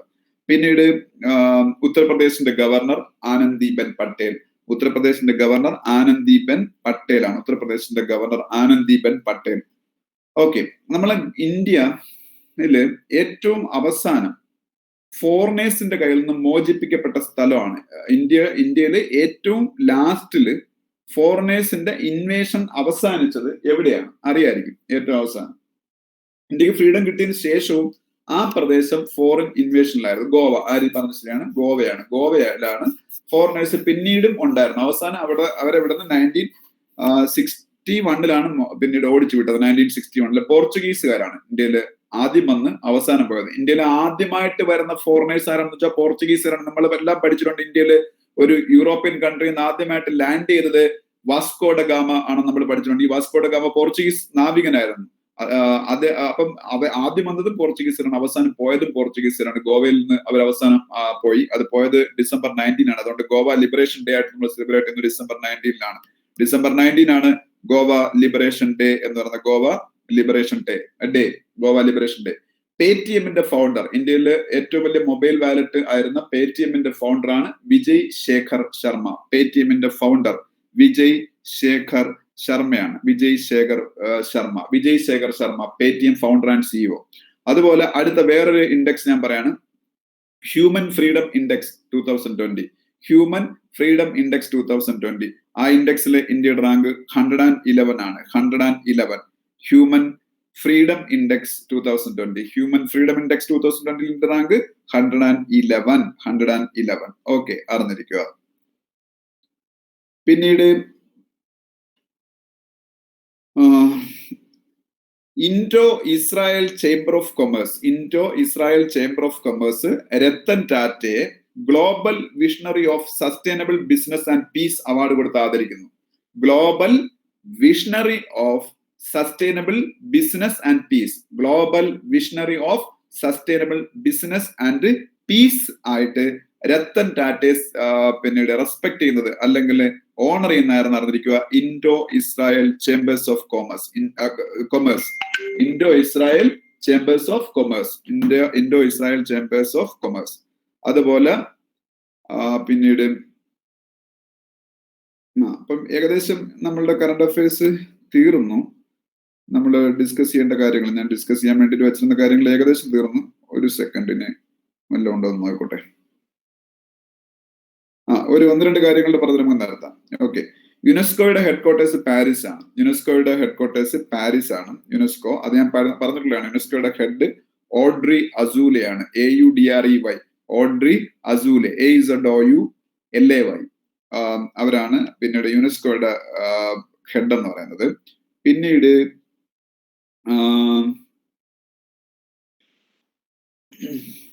ഇന്ത്യയുടെ എക്സ്റ്റേണൽ അഫയേഴ്സ് മിനിസ്റ്റർ ജയശങ്കർ ആണ്. പിന്നീട് അസോജം എന്താണ്? ASSOCHAM associated chambers of commerce and industries of India. Associated chambers of commerce and industries of India ആണ് അസോജം. ഞാൻ നേരത്തെ ഫിക്കി പറഞ്ഞില്ലായിരുന്നു, federation of Indian chamber of commerce and industries. അതുപോലെ ഒരു സംഭവമാണ് ASSOCHAM, associated chambers of commerce and industries of India എന്ന് പറയുന്ന ASSOCHAM. അസോജത്തിന്റെ ASSOCHAM enterprise of the century award, ASSOCHAM enterprise of the century award കിട്ടിയത് again Ratan Tata. ഇത്തിരി മുമ്പേ ഞാൻ രത്തൻ ടാറ്റയെ കുറിച്ച് പറഞ്ഞതാണ്. അദ്ദേഹത്തിനാണ് ഇപ്രാവശ്യത്തെ ASSOCHAM enterprise of the century award കിട്ടിയത്. അസോജത്തിന്റെ ന്യൂ ഹെഡ് ഒന്ന് നോക്കി, വിനീത് നയ്യാർ എന്ന് കണ്ടാണ് പേരെന്ന് എന്റെ ഓർമ്മ. അസോജത്തിന്റെ ന്യൂ ഹെഡ് ആയിരുന്നു നോക്കി, വിനീത് നയ്യാർ എന്നാണ് ആ പേരെന്ന് നോക്കി. അസോജത്തിന്റെ പുതിയ ഹെഡ് വിനീത് അഗർവാൾ ആണ്. ഓക്കെ, വിനീത് നയ്യാർ അല്ല, വിനീത് അഗർവാൾ. ആര്യ ഗ്രീഷ്മ, വിനീത് അഗർവാൾ. ഓക്കെ, വിനീത് അഗർവാൾ ആണ്, വിനീത് അഗർവാൾ. ഓക്കെ, അപ്പം ഇത്രയാണ് നമ്മളുടെ ഇന്നത്തെ കറണ്ട് അഫയേഴ്സ്. ഇത്രയായപ്പോ നമ്മൾ December current affairs full complete ആണ്. ഡിസംബറിലെ കറണ്ട് അഫയേഴ്സ് ഫുള്ളി ഞാൻ ഒരുവിധം റൗണ്ട് അപ്പ് നടത്തിയിട്ടുണ്ട്. പിന്നീട് നമ്മളെ ഇപ്പം എല്ലാ ദിവസവും aptitudelive.com അപ്ഡേറ്റ് ചെയ്യുന്ന കറണ്ട് അഫയേഴ്സ് പോയിന്റ്സ് നിങ്ങൾ നോക്കിക്കൊള്ളണം. അതിന്റെ ബേസിൽ ഹിന്ദു പത്രം വായിക്കണം. ഹിന്ദു പത്രം വായിക്കാൻ കൂടെ എളുപ്പത്തിന് വേണ്ടിയിട്ടാണ് ഞാൻ അങ്ങനെ അപ്ഡേറ്റ് ചെയ്യുന്നത്. ഹിന്ദുവിലുള്ള കുറെ ന്യൂസുകളാണ് അതിൽ കൂടുതൽ അപ്ഡേറ്റ് ചെയ്യുന്നത്. പിന്നീട് ഒരു കാര്യം കൂടെ ശ്രദ്ധിക്കുക, അതിൽ വരുന്ന ക്യൂസ്, അതിൽ വരുന്ന പിന്നീട് എന്താണ് ഓൺലൈൻ ടെസ്റ്റ്, ഇതും എല്ലാം നിങ്ങൾ എല്ലാ ദിവസവും ചെയ്തു നോക്കുക. ഓക്കെ, അപ്പം വേറൊന്നും പറയാനില്ല. അത്രയും കാര്യങ്ങൾ നന്നായിട്ട് ചെയ്യുക. അപ്പം ഇനിയിപ്പോ SBIയുടെ എക്സാം ആണ് അടുത്ത 2-3 ദിവസങ്ങളിൽ. അതുകൊണ്ട് ഇനിയിപ്പം നമ്മളുടെ ഓൺലൈൻ ക്ലാസ് വെനസ്ഡേ തൊട്ടേ വീണ്ടും സ്റ്റാർട്ട് ചെയ്യുള്ളൂ. മൺഡേ ട്യൂസ്ഡേ ദിവസങ്ങളിൽ ഓൺലൈൻ ക്ലാസ് കാണുന്നതല്ല. അപ്പൊ നിങ്ങളെ പഠിപ്പിക്കുന്ന ആൾക്കാർ ഉൾപ്പെടെ അത് വളരെ സീരിയസ് ആയിട്ട് പഠിച്ചെഴുതുന്നവരാണ്. ഒപ്പം തന്നെ നിങ്ങളിൽ ഒരുപാട് പേര് എഴുതുന്നവർ കാണും. അപ്പൊ അതുകൊണ്ട് നിങ്ങൾക്ക് റിവിഷനൊക്കെ നടത്താൻ പറ്റുന്ന ടൈമാണ് മൺഡേ ആൻഡ് ട്യൂസ്ഡേ. ഈ 2 ദിവസങ്ങളിൽ നിങ്ങൾക്ക് ഓൺലൈൻ ക്ലാസ് കാണത്തില്ല. ഓക്കെ, അപ്പം മറ്റൊന്നും പറയാനില്ല. അപ്പൊ എല്ലാവർക്കും എക്സാം എഴുതുന്നവർക്കെല്ലാം ബെസ്റ്റ് ഓഫ് ലക്ക്. നന്നായിട്ട് പഠിക്കുക. ഓക്കെ, ശരി. Jithin welcome, Athira, Divya, Arya MS, Deepak SG, Greeshma എല്ലാവർക്കും വെൽക്കം. ഗോകുൽ വെൽക്കം, ഗോകുൽ, ആരതി, സജീഷ് എല്ലാവർക്കും വെൽക്കം. Okay,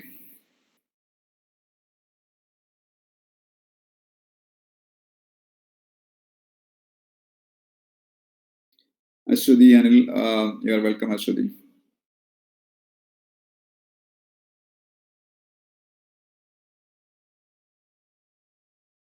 okay, by.